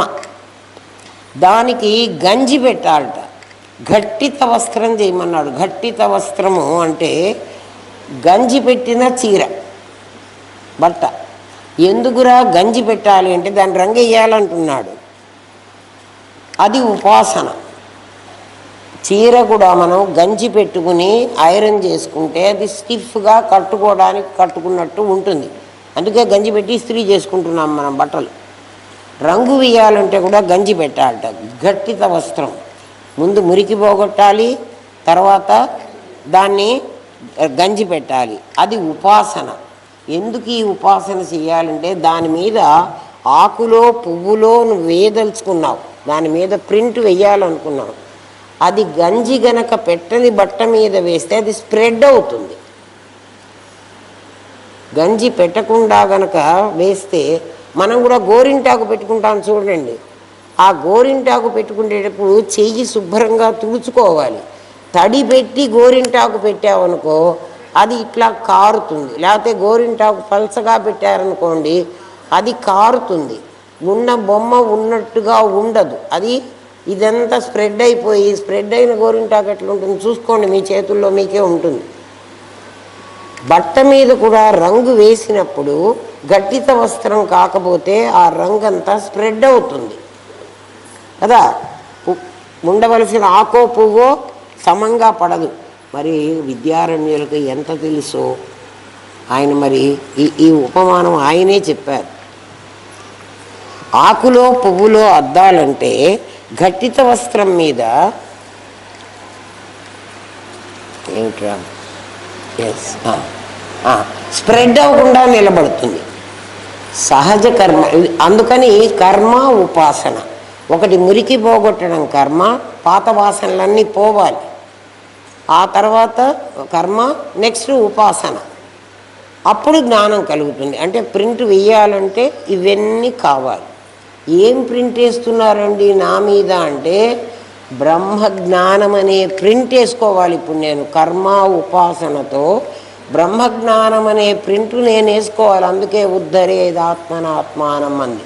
నన్ను నేను ఉద్ధరించుకోవాలి, ఎవడో నన్ను ఉద్ధరించడు. కర్మలు చెప్పా కదా, సహజ కర్మ, నిషిద్ధ కర్మ, నిత్య కర్మ, నైమిత్తిక కర్మ అని కర్మలు 4 విధాలు. సహజ కర్మ ఏమిటంటే మనం తిన్నది అరిగించుకోవడం సహజ కర్మ. అది మనకి ఎవ్వరూ నేర్పక్కర్లేదు, మనమేం దానికోసం ప్రయత్నం చేయక్కర్లేదు. గాలి పీల్చడం సహజ కర్మ. గాలి పీల్చుతున్నాం మనం, ఎవరి ప్రయత్నం ఏం అక్కర్లేదు. మనం కూడా ప్రయత్నం, మనకు అసలు తెలియదు కూడా. ఎందుకు తెలియదండి అంటే నిద్రపోతున్నా నువ్వు గాలి పీలుస్తున్నట్టు నీకు తెలుసా? ఇప్పుడు కూడా మనం గాలి పీలుస్తున్నట్టు మనకు తెలియదు. మనం ఇప్పుడు అనుకుంటుంటే ఇప్పుడు గాలి పీలుస్తున్నాను.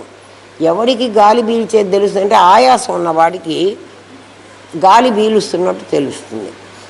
గాలి పీల్చలేనప్పుడు గాలి యొక్క ఆవశ్యకత మనకు తెలుస్తుంది.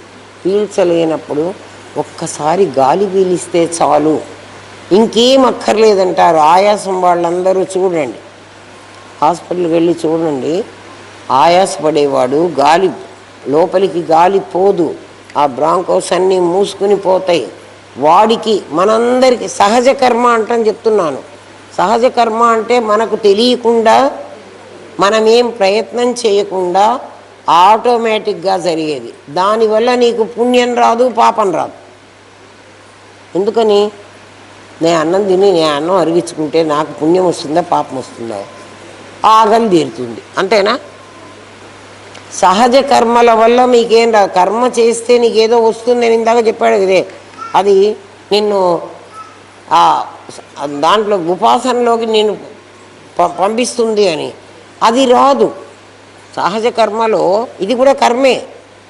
కళ్ళు ఆర్పడం కూడా కర్మే, గాలి పీల్చడం కూడా కర్మే, తిండి అరిగించుకోవడం కూడా కర్మే, మనస్సు ఆలోచించడం కూడా కర్మే. ఏమ్మా ఆలోచించేది మీకు చెప్తాను, అది కూడా సహజ కర్మే. దానికే ఇదే థాట్స్ వస్తున్నాయి కదా. సముద్రంలో అలలు ఒకదాని వెంట ఒకటి వస్తాయి. బాగా గమనించండి, సముద్రంలో అలలు ఎట్లా వస్తాయంటే ఒక పెద్ద అల వస్తుంటుంది, మనం చూస్తూ ఉంటాం. ఆ అల మనకి దగ్గరికి వచ్చే లోపల అక్కడ ఇంకొక అల కూడా వచ్చి ఉంటుంది. మనది కూడా ఈ మహాసాగరం, సంసార సాగరం అన్నాడు. మన బ్రెయిన్లో మీ ఆలోచన థాట్ ప్రాసెస్ని ఒకసారి మీరు గమనించండి, ఎట్లా అలలు వస్తాయో మీకు చెప్తాను. రుక్మిణీదేవి పోతనామాత్యుడు దాంట్లో చెప్తాడు భాగవతంలో ఈ అలలు ఎలా వస్తాయి అనే సంగతి. రుక్మిణీదేవి కృష్ణ పరమాత్మకి లెటర్ రాసి పంపించింది అగ్నిద్యోతనుడనే వాడితో. నాయన వెళ్ళి ఆ కృష్ణుడికి చెప్పి నేను ఆయన్ని ఇష్టపడుతున్నాను, ఆయన వచ్చి నన్ను తీసుకుపోమని చెప్పి రాసి పంపించింది. ఆ అగ్నిద్యోతనుడు వెళ్ళాడు. వెళ్ళి అతను వస్తాడు అని చెప్పేశాడు వెళ్ళి ఈమెకి. ఈమె పెళ్ళికి సిద్ధపడింది, శిశుపాలుడితో కదా పెళ్ళికి సిద్ధపడింది. గౌరీ పూజ కూడా చేస్తున్నారు. ఆ గౌరీ పూజకి దగ్గర వెళ్ళినప్పుడు ఆమె అనుకున్న లగ్నం అయిపోయింది, వివాహము గదిసే. లగ్నం అయిపోయిందంటే జీలకర్ర బెల్లం పెట్టేశారు. తర్వాత గౌరీ పూజకి వెళ్ళారట. మరి సంప్రదాయం ఎందుకు మారిందో నాకు తెలీదు. గౌరీ పూజ అయిన తర్వాతే జీలకర్ర బెల్లం పెడుతున్నారు ఇప్పుడు మనకు పెళ్ళిళ్ళల్లో. కానీ భాగవతం జరిగే కాలానికి రుక్మిణీదేవి మాట్లాడుకున్న మాటల వల్ల నేను చెప్తున్నాను. మరి ఎప్పుడు ఈ సంప్రదాయంలో దీన్ని మార్చారో నాకు తెలియదు కదా, నేను హిస్టరీ స్టూడెంట్ని కాదు, అందుకని చెప్తున్నా. లగ్నం వెళ్ళి వివాహము గదిసే. లగ్నం అయిపోయింది, పెళ్ళి టైం వచ్చేసింది, వివాహం అంటే ఇంకా తాళి కట్టే టైం వచ్చింది. ఏలారాడు గోవిందుడు ఈమెకు అనిపించింది. ఆమె మనసులో ఒక థాట్ వచ్చింది. ఏమని థాట్ వచ్చిందంటే లగ్నం వెళ్ళి వివాహము గదిసే ఏలారాడు గోవిందుడు ఉద్విగ్నం బయ్యడి మానసంబు వినెనో వృత్తాంతమున్ బ్రాహ్మణుండు అగ్నిద్యోతనుడేటికిండెడసే. ఆ కృష్ణుడు విన్నాడో లేదో, ఈ బ్రాహ్మణుని పంపించానే, ఎందుకు ఈయన ఆలస్యం చేస్తున్నాడు, నా యత్నంబు ఫలించునో భగ్నంబై చనునో విరించి కృతం ఎబ్బంగిన్ ప్రవర్తించునో అనుకుంది టైం. ఎన్ని వచ్చింది, బ్రహ్మదేవుడు ఏం చేస్తున్నాడు అంటే ఒకదాని తర్వాత ఒకటి ఆలోచన. మళ్ళీ నేను చదువుతాను, మీకు అర్థమై ఉంటుంది, పద్యం మీరు అర్థం చేసుకోండి. లగ్నం వెళ్ళి వివాహము గదిసే ఏలారాడు గోవిందుడు ఉద్విగ్నం బయ్యడి మానసంబు వినెనో వృత్తాంతమున్ బ్రాహ్మణుండగ్నిద్యోతనుడేటి కిందడసే. నా యత్నంబు సిద్ధించునో భగ్నంబై చనునో విరించి కృతం ఎబ్బంగిన్ ప్రవర్తించునో అనుకుంటాం. ఇన్ని ఆలోచనలు వచ్చినాయి చూడండి. అంతటితో ఊరుకోలే. ఘనుడా భూసురుడేగేనో నడుమ మార్గశ్రాంతుడై చిక్కేనో విని కృష్ణుండిది తప్పుగా తలచెనో విచ్చేయునో ఈశ్వరుండు అనుకూలింపదలంచునో తలపడో కదా దేవుడు. నా భాగ్యం ఎట్లున్నదో, ఈశ్వరుడు నాకు అనుకూలిస్తాడో థాట్ ప్రాసెస్ చూడండి. ఒక ఆలోచన తర్వాత దానికి ఆన్సర్ రాకపోయినా ఇంకో ఆలోచన వస్తాను.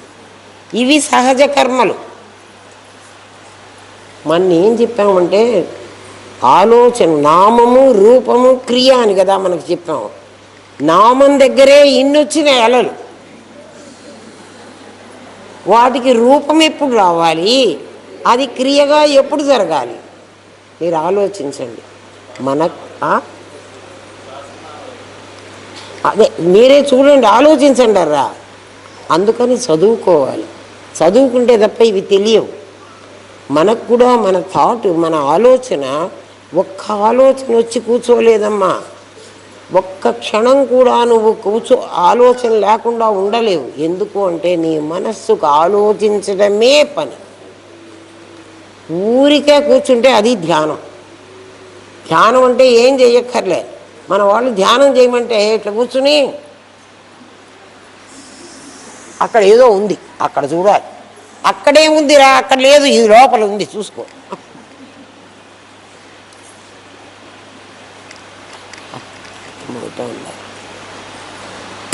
అటువంటి ధ్యానం చేయవాకండి కదా.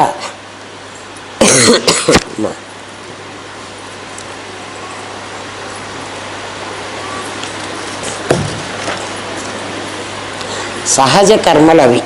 సహజ కర్మలంటే నీ ఆలోచించకుండా ఉండు అంటే ఉండడానికి వీల్లేదు.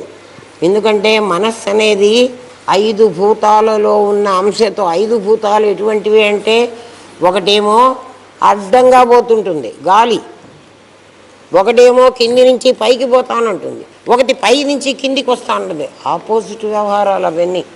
వాటన్నిటితో తయారైంది నీ బ్రెయిన్. దాన్ని ఊరికే కూర్చోవేంటే అస్సలు కూర్చోదు కదా. మీ కళ్ళే చూడండి, ఎవరికి వాళ్ళు టెస్ట్ చేసుకుంటారా, కళ్ళే చూడండి.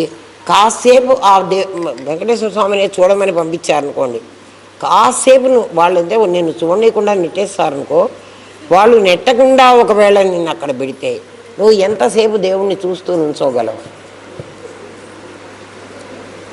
ఎంతసేపు నుంచుంటావు? నీ ఆలోచన వేరే మారకుండా ఎంతసేపు ఉంది? ఇది నువ్వు టెస్ట్ చేసుకోవాలి. సహజ కర్మలు ఏమ్మా ఎవరిని వాడు పరీక్షించుకోవటం ఏంటరా. జ్ఞానం అంటే వేరే లేదు. పరీక్షించుకుని ఏమవ్వాలి అంటే ఆ నేనులో నిలబడాలి, అంతే. అది చాలా తేలిక. నువ్వు ఆలోచించు.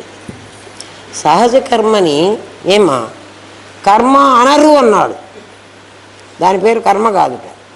కామ్యకర్మలు గుడ్డిగా చేస్తున్నావు. కామ్యకర్మలు అంటే ఈ కోరిక తీరుతుంది, ఈ కోరిక తీరుతుంది అంటున్నామే, అవి గుడ్డిగా చేసేస్తున్నావు. గుడ్డిగా అంటే ఏమిటి? మీ నాన్న చేశాడు, నువ్వు చేస్తున్నావు. మీ అమ్మ చేసింది, నువ్వు చేస్తున్నావు కదా. అవన్నీ నిజమైన కర్మలు కాదు. నిషిద్ధ కర్మలు నిషిద్ధం అని చెప్పాడు. ఇవి అస్సలు చేయకూడదు. ఏమ్మా నిత్య నైమిత్తికాలే నువ్వు చేయగలవు. నిత్య కర్మ చేయగలవు. నైమిత్తిక కర్మ అంటే గ్రహణ సమయం అలాంటి సమయాలు వస్తాయి కదా, ఆ టైంలో చేయాల్సిన కర్మ మాత్రమే నువ్వు చేయగలవు. నిత్యం కానీ నైమిత్తికం కానీ నువ్వు చేయగలవు. నిత్య కర్మలో సంధ్యావందనం ఒకటి. దానివల్ల నాకేమొస్తుంది అంటే నీకు వచ్చిన తర్వాత అర్థమవుతుంది. చదువుకోవడం వల్ల నాకేమొస్తుంది అంటాడు 10th క్లాస్ వరకు చదివే స్టూడెంట్. నాకేం రాదు అంటాడు. చదువుకోవడం వల్ల నాకేమొస్తుంది అని ఎప్పుడు తెలుస్తుంది? ఆ చదువుని డబ్బు సంపాదించుకునేటప్పుడు, ఒరే నేను అప్పుడు చదువుకోబట్టి కదరా ఇప్పుడు నాకు డబ్బులు వస్తున్నాయి కదా. అట్లాగే తినేటప్పుడు నాకేం రాదులే అని తాగేవాడు కూడా నాకేం రాదంటాడు, తాగుతాడు. గుట్కాలు తినేవాడు కానీ తాగేవాడు కానీ ఎప్పుడు తెలుస్తుంది వాడు తాగింది తప్పని? అది ఏదైనా ఎఫెక్ట్ ఇచ్చి వాడి లివర్ చెడిపోయినప్పుడు, లేకపోతే వీడికి నోట్లో గుట్కాలు తిని ఏ క్యాన్సరో వచ్చినప్పుడు అప్పుడు ఏమంటాడంటే, అవును నేను తప్పే చేశాను. తప్పు చెయ్యకముందే నీకు చెప్పాం కదా ఈ మాట, ఎందుకు చేశావు? ఏమ్మా అందుకని ఈ కర్మలు నాయన నువ్వు చెయ్యలేవు. నిషిద్ధ కర్మలు నువ్వు చెయ్యకూడదు. పర్వాలేదులే పట్టుబడితే కదా. నిషిద్ధ కర్మ, దొంగతనం కూడా నిషిద్ధ కర్మే. దొంగతనం చేయొద్దురా అంటే నువ్వు ఊరుకుంటావా? ఇప్పటికిప్పుడు నాకు తాత్కాలికంగా ఏమొచ్చిందో అవన్నీ తీసుకుని పట్టుబడ్డప్పుడు ఇతరులు ఎరుగకున్న ఈశ్వరుడు ఎరుగడా. వీళ్ళు తెలియకపోవచ్చు, దొంగతనం చేసేవాడు వాడికి కనపడకుండా వీడు ఎత్తుకుపోతాడు. కానీ పైన లోపల వాడు చూస్తూనే ఉన్నాడు. వాడు చక్కగా ఫిలిం తీసి సీసీ కెమెరా చూపిస్తాడు నీకు. ఎప్పుడు జీవుడు మామూలుగా ఆటోమేటిక్గా నేనేం చేయలే, నాకు అసలు వీళ్ళందరూ నా మీద ఆరోపించారండి ఇవన్నీ, నేను అస్సలు తప్పే చేయలేదంటాడు కదా. అవును నాయనా నువ్వు అస్సలు చేయలేదు. ఈ కెమెరాలో ఏముందో ఒకసారి చూడు. చూసినప్పుడు ఏమవుతుంది? ఆ రోజు ఇంకా మాట్లాడు, పనిష్మెంట్ అనుభవించడం. అప్పుడు ఏమంటా అంటే కొంచెం నీకు కూడా ఇస్తాను, నాకు ఈ పనిష్మెంట్ లేకుండా చెయ్యి అంటాడు. అంతే కదా. మీరే ఒక బండ వేసుకుంటాడు, ప్రతి చాకలి వాడికి ఒక బండ ఉంటుంది. ఆ బండ మీదే వాడు బట్టలు ఉతుక్కుంటాడు. ఎందుకంటే అక్కడికి మళ్ళీ కొట్లాడుకోకుండా ఎవడి బండ వాడికి పెట్టుకుంటారు. ఏమ్మా, ఆ బండ బట్టల మురికిని పోగొడుతూ రోజు ఆ బండ ఏం చేస్తుందంటే, బండకేసి బాదినప్పుడు ఏమవుతుంది, దానికి ఉన్న మురికి పోతుంది. వాడు ఇట్లా అని పిండేటప్పటికి ఆ మురికి అట్లా పోతూ మనకు కనపడుతుంది. మన కాలిపట్టాలు ఉతికేటప్పుడు మనకు తెలుస్తుంది కదా. డోర్ మ్యాట్లు మన బట్టల్లో అయితే అంత మురికి కనపడదు, ఎందుకంటే అంత మురికి బట్టలు కట్టుకోం కాబట్టి. డోర్ మ్యాట్లో మీకు తెలుస్తుంది, మురికి పోతూ కనపడుతుంది. ఈ బండ ఏం చేస్తుందంటే బట్టల మురికిని పోగొడుతూ తాను నీళ్లలోనే ఉంటుంది. నీళ్లల్లో మామూలుగా ఏ పదార్థమైనా ఉంటే సూర్యరశ్మి తగిలితే దానికి పాచి పట్టాలి. పాచి ఎక్కడ పడుతుంది అంటే, మన ఇంట్లో బిందెలో నీళ్ళకు పాచి పట్టదు. అక్కడ సూర్యరశ్మి తగిలిందంటే, అన్న మనం గచ్చుల్లో నీళ్లు పెట్టి బయట పెడితే ఆ బయట ఎండ కనుక వచ్చినట్లయితే సూర్యరశ్మి తగిలితేనే పాచి పడుతుంది. సూర్యరశ్మి తగలని చోట పాచి పట్టదు. ఈ బండకి సూర్యరశ్మి తగులుతుంది, అయినప్పటికీ ఇది పాచి పట్టకుండా ఉంటుంది. పాచి పడితే మన బట్టల నిండా ఆ పాచి అంటించుకొచ్చేవాడే చాకలివాడు. అర్థమవుతుందా? ఆ బండ ఏం చేస్తుందంటే పాచిని అంటించుకోకుండా ఉంటుంది. కర్మ ఉపాసన చేస్తే ఏమిటి లాభం అంటే, నీ బుద్ధికి మాలిన్యం లేకుండా చేస్తాయి. నువ్వు చేస్తున్న పనిలో మాలిన్యం ఉండనియవు. అవి రెండింటినీ కలిపి చేయడాన్ని సముచ్చయము అంటారు. కర్మని ఉపాసనని కలిపి చేయడాన్ని సముచ్చయము అంటారు. ఆత్మజ్ఞానం లేకుండా శాస్త్రం చెప్పింది నేను చేస్తున్నాను అని కర్మ ఉపాసన చేసేవారు, నాకేం తెలియదండి, నాకు జ్ఞానం అవసరం లేదు, మీ జ్ఞానం మీ దగ్గరే ఉంచుకోండి అని కొంతమంది అని కర్మ ఉపాసన చేస్తుంటారు. వాళ్ళు మేము చేయాల్సినవి మేము చేస్తూనే ఉన్నాము, మాకు రావాల్సింది మాకు వస్తుంది, మీకు అనవసరం, మీరు చెప్పక్కర్లేదు. అటువంటి వాళ్ళు కొంతమంది మనుషులు ఉంటారు. వాళ్ళని ఏమనాలి? మూర్ఖులు అనాలి. వాళ్ళు ఏమవుతారో శాస్త్రం ఏం చెప్పిందో వినండి. అంధం తమః ప్రవిశంతి తతో భూయమేవ సమః. ఒకడు గోతిలో, మరొకడు న్యూతిలో. గుడ్డివాడు కటిక చీకట్లో పడ్డట్టు సముచ్చయం చేసిన జ్ఞానస్పర్శ లేకపోతే అధోగతి. శాస్త్రం ఆ మాట చెప్పింది. ఒరే కర్మ ఉపాసన ఏదో వాళ్ళు చెప్పారు, మీ సత్యనారాయణ చేసే వాళ్ళందరూ వీళ్ళే. కాబట్టి అది చేస్తే నీకేమొస్తుంది అంటే అంధం తమః. ఒక గుడ్డివాడు కటిక చీకట్లో బావిలో పడ్డాట. వాడు కటిక చీకటి, వాడు గుడ్డివాడు. వెలుతురులో పడ్డాడు అనుకోండి, ఎవడో ఒకడన్నా వాడిని లేవదీస్తాడు. కళ్ళున్నవాడైనా వాడు గుడ్డివాడు, కళ్ళున్నవాడైనా వాడిని లేపి, ఒరే నాయన ఇందురా నీళ్ళల్లో ఇక్కడ పడిపోయినావా, పర్వాలేదు. మనం రోడ్డు మీద ఎవడైనా పడిపోయినాడు అనుకోండి, మనం అంబులెన్స్కి ఫోన్ చేసి పిలిపిస్తామా? వాడు ఎవడో మనకు తెలియాలా? అక్కర్లేదు. మా గురుదేవులు మాకు చెప్తారు, నువ్వు రిజర్వేషన్ టికెట్ కొని రైల్లో స్లీపర్ కోచ్ తీసుకుని హాయిగా రైలు రాగానే ఎక్కి మంచిగా బెడ్ వేసుకొని పడుకుంటావు. ఆ రైలు డ్రైవర్ ఎవడో నీకు అవసరం లేదు, వాడు ఎవడో కనుక్కోవాలి మనం. నీకేమిటంటే ఆ డ్రైవర్ మీద నీకు నమ్మకం. వాడికి ఆ ఉద్యోగం వాళ్ళు ఎందుకు ఇచ్చారు? ఖచ్చితంగా ఈ బండిని కింద పడేయకుండా వాడు నడపగలడు. నువ్వు వాడి గురించి ఆలోచించవలసిన అవసరం లేదు. డ్రైవర్ నీకు వాడి కులం ఏమిటి, వాడి గోత్రం ఏమిటి, వాడు అందగాడా, వాడికి వికలాంగుడా, నీకు అవసరం లేదు. వాడి గురించి నీకు అసలు ఇన్ఫర్మేషన్ అక్కర్లే, నువ్వు వెళ్ళిపోవచ్చు. అలాంటిది వీడిని కూడా నువ్వు కనుక్కోక్కర్లే. ఎందుకంటే రోడ్డు మీద ఎవడు పడ్డాడో, వాడికి అవసరం ఏమిటో, వాడు ఎవరి కులం వాడో నీకు అక్కర్లే. వాడు కింద పడిపోయినాడు, వాడిని ఇమీడియట్గా పంపించు. వాడి కులం గోత్రం నీకు అక్కర్లే, డ్రైవర్ కులం గోత్రం నీకు అవసరం లే. ఎందుకంటే వాడు నిన్ను చేరుస్తాడా చేర్చడా. అట్లా గురువు కులం గోత్రం కూడా నీకు అవసరం లేదు. ఆయన వయస్సుతో కూడా నీకు సంబంధం లేదు. దక్షిణామూర్తి చాలా చిన్నవాట శంకరుడు. వాళ్ళేమో శిష్యులంతా వృద్ధా శిష్యా, యువా గురు. ఆయన దగ్గర బ్రహ్మవిద్య నేర్చుకుని వాళ్ళంతా తరించారు. నీకు అవసరం లేదు. వాడు డ్రైవర్ ఎవడో మనకెందుకు రా, కారు ఇంజన్ డ్రైవర్ ఇంజన్లోకి వెళ్ళి డ్రైవర్ని చూసి వీడు డ్రైవ్ చేయగలడు అని ఎక్కి కూర్చుంటావా? నువ్వు రైల్లో హాయిగా కూర్చుని ప్రశాంతంగా వెళ్ళిపోతున్నావు. నీవు కటిక చీకటిలో గుడ్డివాడు దాంట్లో పడ్డట్టుగా జ్ఞానస్పర్శ లేకపోతే నువ్వు కర్మ చేసినా నీకేమీ ప్రయోజనం ఉండదు.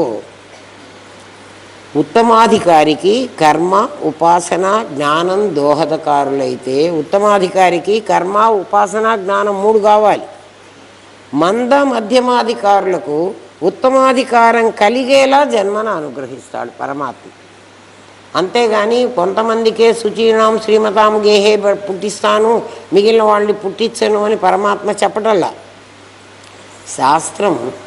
శాస్త్రం వల్ల ఏమిట్రా నీకు లాభం అంటే అది పరోక్ష జ్ఞానం కలిగిస్తుంది. దేవుడు ఉన్నాడు, వాడు ఇది, దేవుడు అంటే ఇట్లా ఉంటాడు కదా. ఎట్లా ఉంటాడు? 4 చేతులు పెట్టుకొని ఉంటాడా? కాదు, సచ్చిత్తులుగా ఉంటాడు, అస్థిభాతిగా ఉంటాడు, అణువులుగా ఉంటాడు, సెల్స్ లాగా ఉంటాడు. ప్రతి సెల్లు ఒక పరమాత్మే కదా. ప్రతి సెల్లో ఏముంది? ఒక ఎలక్ట్రాను. మన వైర్లో ఏముందర్రా? ఆ వైర్లలో 3 వైర్లు ఉంటాయి. ఒక పాజిటివ్ వైరు, ఒక నెగిటివ్ వైరు, ఒక న్యూట్రల్ వైర్ ఉంటుంది. ఆ 3 లేకుండా ఒక వైర్ పీకేయండి, నీ కరెంట్ ఫ్లో అవుతుందా సుబ్బయ్య?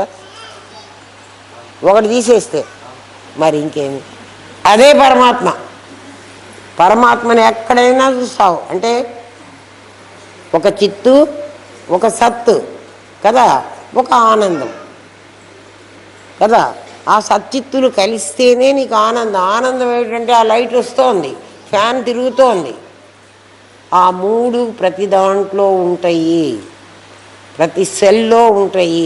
అప్పుడు గొలుసు బంగారం ఒకటే అవుతుంది.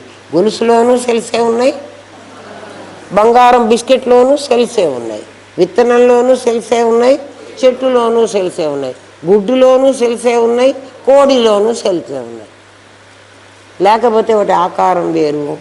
అప్పుడు అట్లా ఆలోచిస్తే నీ గుండెలోనూ సెల్సే ఉన్నాయి, నీ కిడ్నీలోనూ సెల్సే ఉన్నాయి. అది చేసే పని అది చేస్తుంది, ఇది చేసే పని ఇది చేస్తుంది. అంతే తేడా. అర్థమైందా?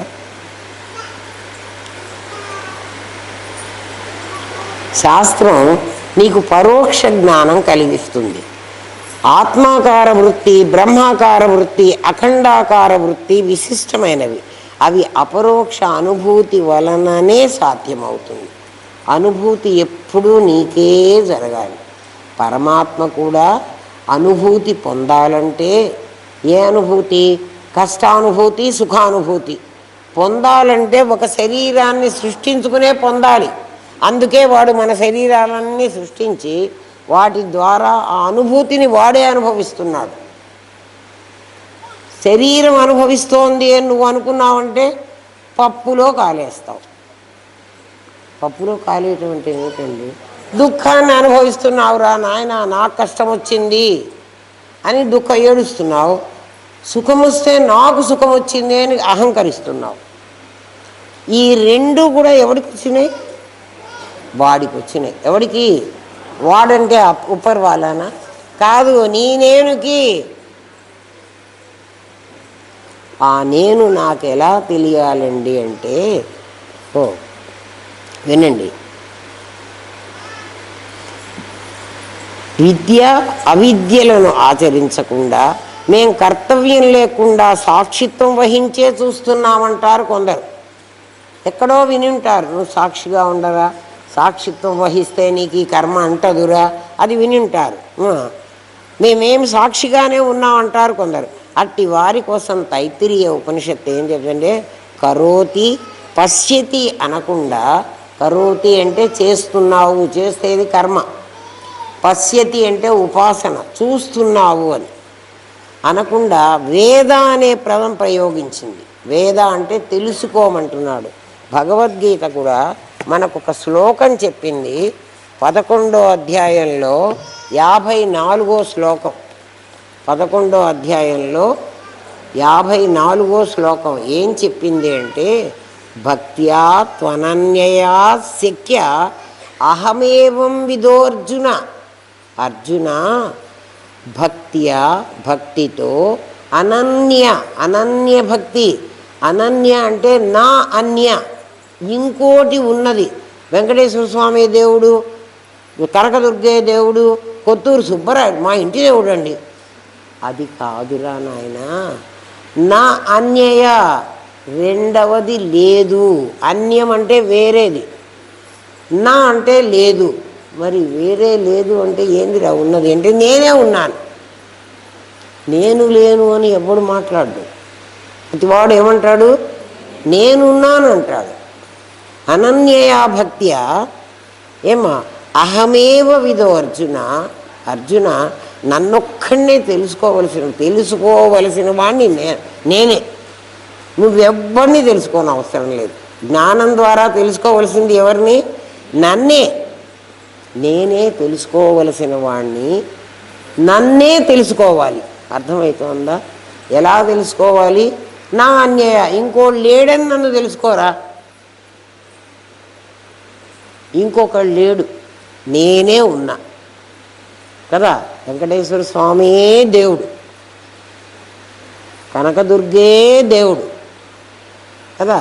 మన్నాథ శ్రీ జగన్నాథ, మద్గురు శ్రీ జగద్గురు, మమాత్మ సర్వభూతాత్మ, తస్మై శ్రీ గురవే నమః.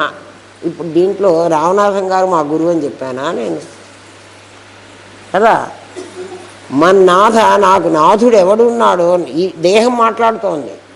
ఎవడున్నాడు? మన్నాథ శ్రీ జగన్నాథ. ఈ జగత్తుకంతా ఎవడు నాథుడో, ఈ జగత్తుకంతా ఎవడు నాథుడు? ఒక పరమాత్మ. ఆ పరమాత్మని ఏమనాలి? ప్రజ్ఞానం బ్రహ్మ అనాలి కదా. వాడే కదా ఈ ప్రపంచానికి అంతా అధినాథుడు. మద్గురు, నా గురువు ఎవరు అంటే ఈ జగత్తుకంతా గురువు. ఈ జగత్తుకంతా గురువు ఎవరు అంటే కృష్ణం వందే జగద్గురు. జగత్తుకంతా గురువు ఎవరు అంటే కృష్ణుడు. కృష్ణుడా?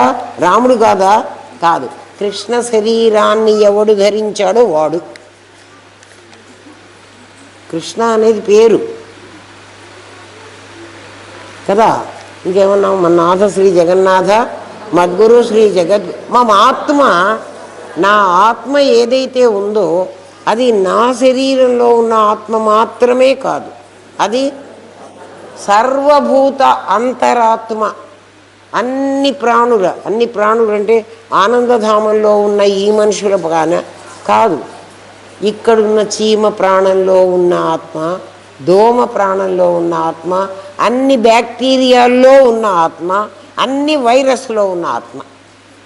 అప్పుడు ఏమవ్వాలి? అన్ని వైరస్సు, అన్ని బ్యాక్టీరియాలు, అన్ని రోగాలు, అన్ని క్యాన్సర్ కణాలు అన్నీ ఎక్కడున్నాయి? నా లోపలే ఉన్నాయి కదా. అన్నీ నా లోపల ఉంటే ఎవ్వరిని ఏం చెయ్యలేవు. అది కాని దాన్ని అవి తింటాయి.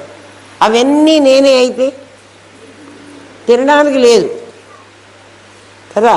ఎందుకని తినడానికి లేదంటే అన్నము అన్నాదులు ఒకటే అయితే, అన్నం వేరు అన్నాదులు వేరు అయితే, తినేవాడు వేరు తినబడేది వేరు అయితే ఏమవుతుంది? తింటాడు. అన్నము తినేవాడు ఇద్దరు ఉంటే ఏమవుతారు కదా? తింటాడు. తినేవాడు తినబడేది ఒకటే అయితే ఎవడు తింటాడు?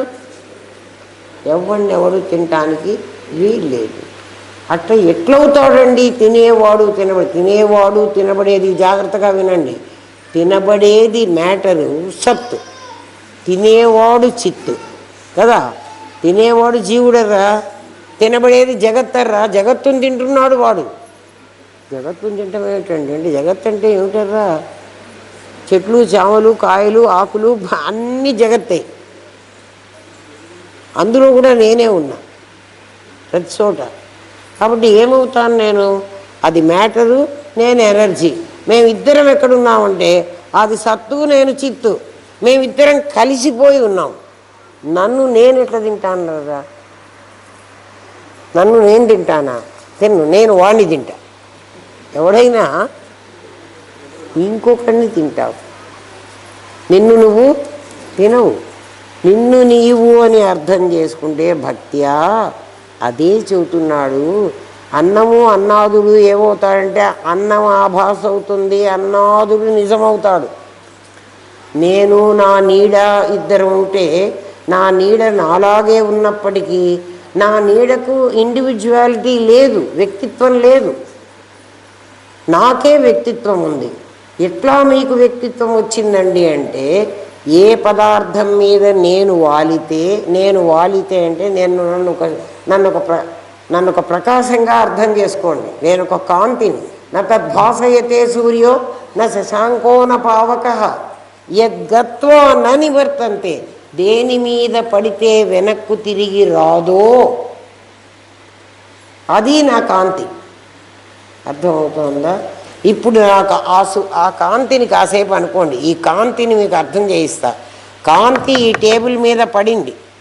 కాంతి ఈ టేబుల్ మీద పడి ఈ టేబుల్ ఆకారం పొందింది. ఇప్పుడు టేబుల్ ఆకారం పొందబట్టి కదా నాకు కనపడుతోంది.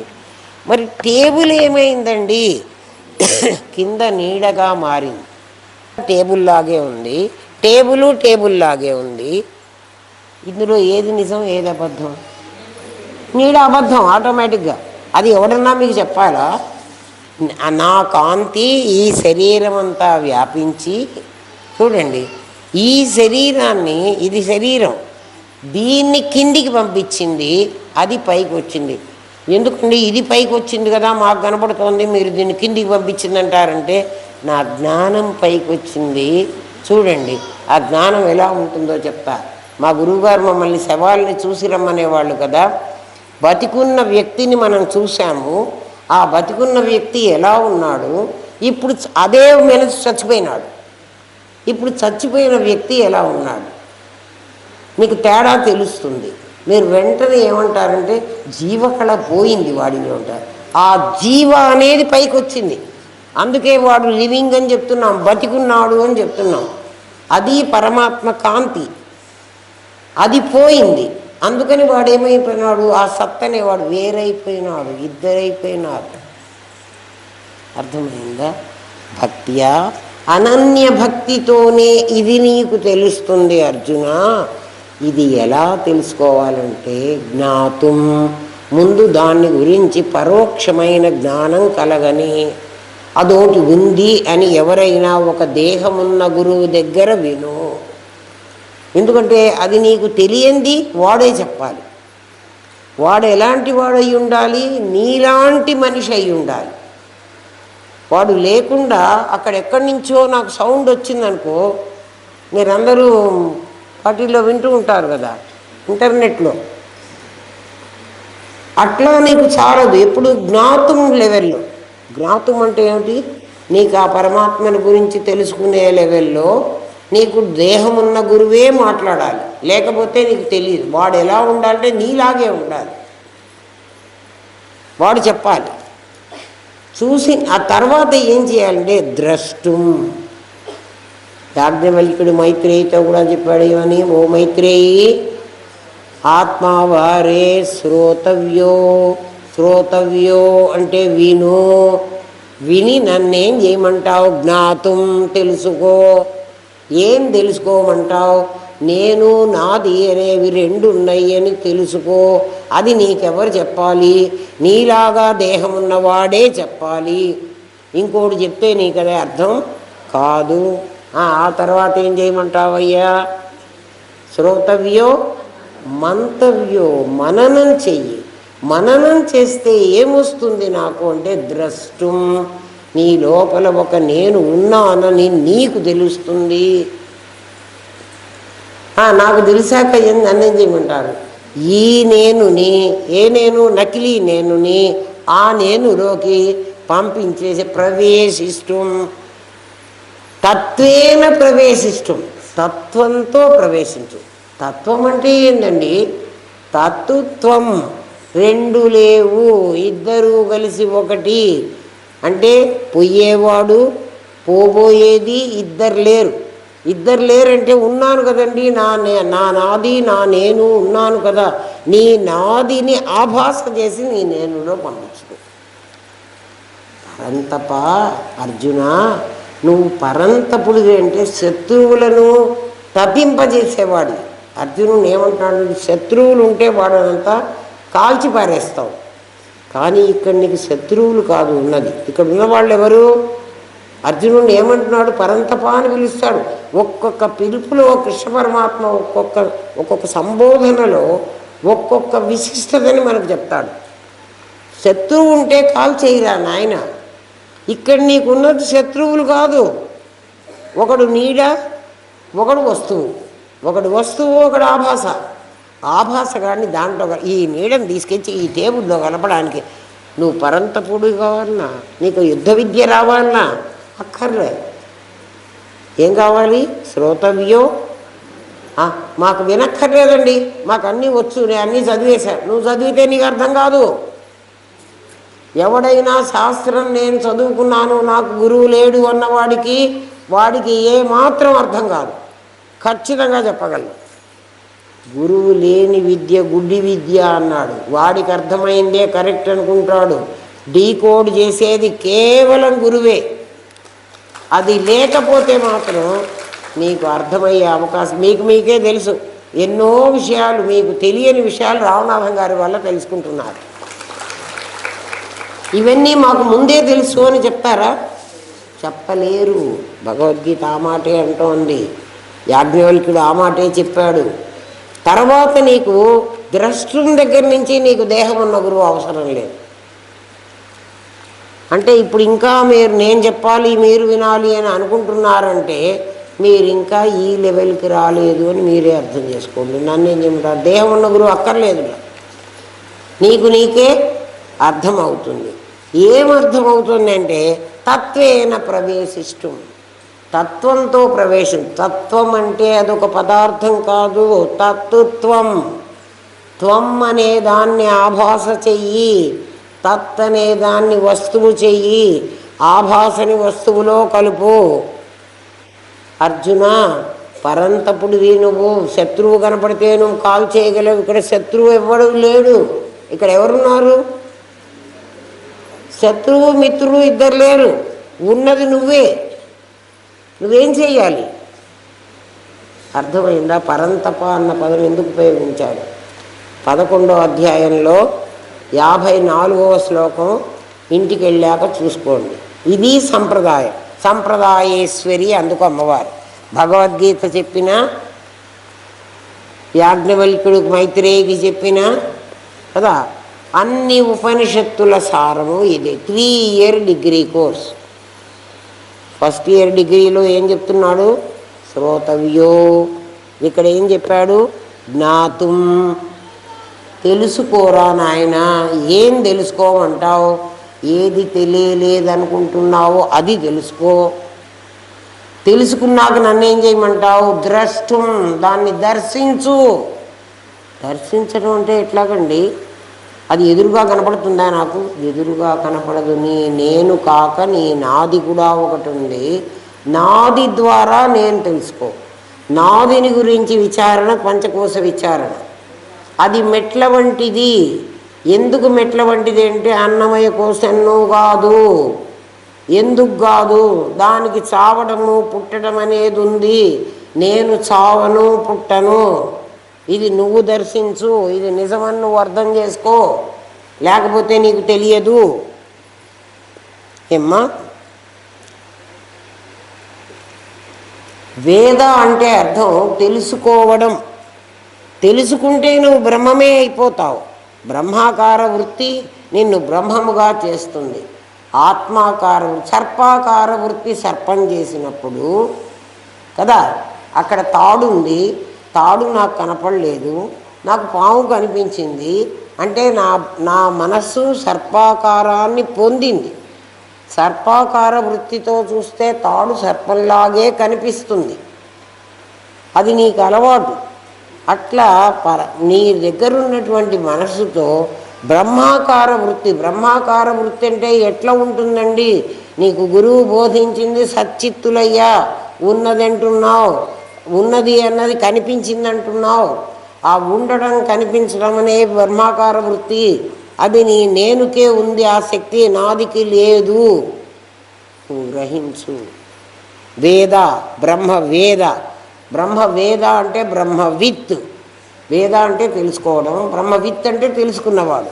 బ్రహ్మవిత్ ఏమవుతాడంటే బ్రహ్మైవ భవతి, వాడు బ్రహ్మమే అవుతాడు. నేను అయినా నా కాలేదా?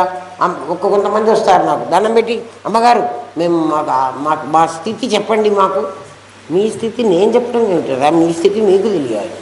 మీకు డబ్బులు ఉన్నాయా లేవా అని మీకు తెలియాలా, నాకు తెలుస్తుందా?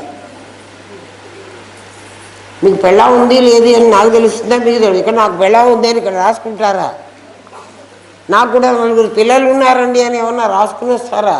అది నీకు తెలియాలిరా. అట్లా నేను ఆత్మని అన్న సంగతి నీకు తెలియాలి. బ్రహ్మవిత్తు బ్రహ్మైవ భవతి అన్నది శాస్త్ర ప్రమాణం. ఉపనిషత్తు తన ఉద్దేశాన్ని కొంత సాక్షాత్తుగా చెప్తుంది, డైరెక్ట్గా చెప్తుంది, కొంత చాటుమాటుగా చెప్తుందిట. డైరెక్ట్గా చెప్పదు. ఎందుకని? అందరికీ అర్థం కాని విషయాన్ని డైరెక్ట్గా చెప్పి ప్రయోజనం ఏముంది? అందుకని చెప్పదు. ఉపదేశిస్తూ జ్ఞానాన్ని అందిస్తుంది. గురువు ఆ చాటుమాటుగా ఉన్నదాన్ని డీకోడ్ చేసి ఆగమం అనే పేరుతో నీకు బోధిస్తాడు. అందుకని గురువు లేకపోతే ఎవ్వడు కూడా నాకొచ్చింది. తండ్రి లేకపోతే ఎవ్వడూ కూడా ఎట్లా జన్మించటానికి వీల్లేదు. నాకు తండ్రి లేడండి, నేను పుట్టాను అంటే ఏమంటారు? వాడిని దయ్యం అంటారు. తండ్రి ఉండి పుట్టిన వాళ్ళు మనం అందరం కదా. అమ్మ నాన్న ఉండి పుట్టిన వాళ్ళు చచ్చిపోతే చచ్చిపోతారు, కానీ అసలే లేడంటే అంటే నాకు ఐఎమ్ డాటర్ ఆఫ్ అని రాసుకుంటున్నాం కదా, సన్ ఆఫ్ అని రాస్తున్నావు కదా. అంటే ఉద్దేశం ఏమిటి? వాడు ఇప్పుడు ఉండొచ్చు, లేకపోయి ఉండొచ్చు, కానీ ఒకప్పుడు వాడేనా నీ ప్రపంచంలోకి తీసుకొచ్చినవాడు. అట్లా ఎవడైనా నాకు గురువు లేడండి, నాకే తెలిసింది వాడు అహంకారంతో అయినా చెప్పాలి. అహంకారంతోనే నా గురువు లేడండి, నాకు అన్నీ తెలుసు అని చెప్పాలి కదా.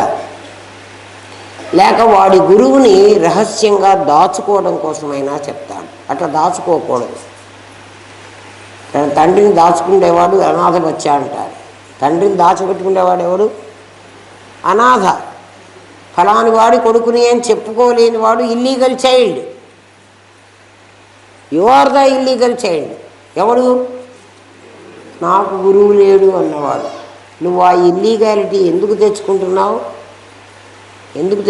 నీ అహంకారంతో తెచ్చుకుంటున్నావు. ఎవడైనా నాకు గురువు లేడు, నాకన్నీ తెలిసినవి అని అంటే వాడికి తెలిసిన విషయంలో ఉన్న అబద్ధం ఉండాలి కదా. వాడి గురువుని వాడు ఇగ్నోర్ చేసి అహంకరిస్తున్నాడనైనా అర్థం. జ్ఞాతం వరకు ఖచ్చితంగా గురువు ఉండాలి. తర్వాతే శంకర భగవత్పాదులు పరమాచార్య అమ్మ నీకు దేహమున్న గురువే చెప్పాలా అన్నాడు. అంటే నీ లెవెల్ ఇది, నీకు దేహమున్న గురువు అవసరం లేదు అని చెప్పాడు.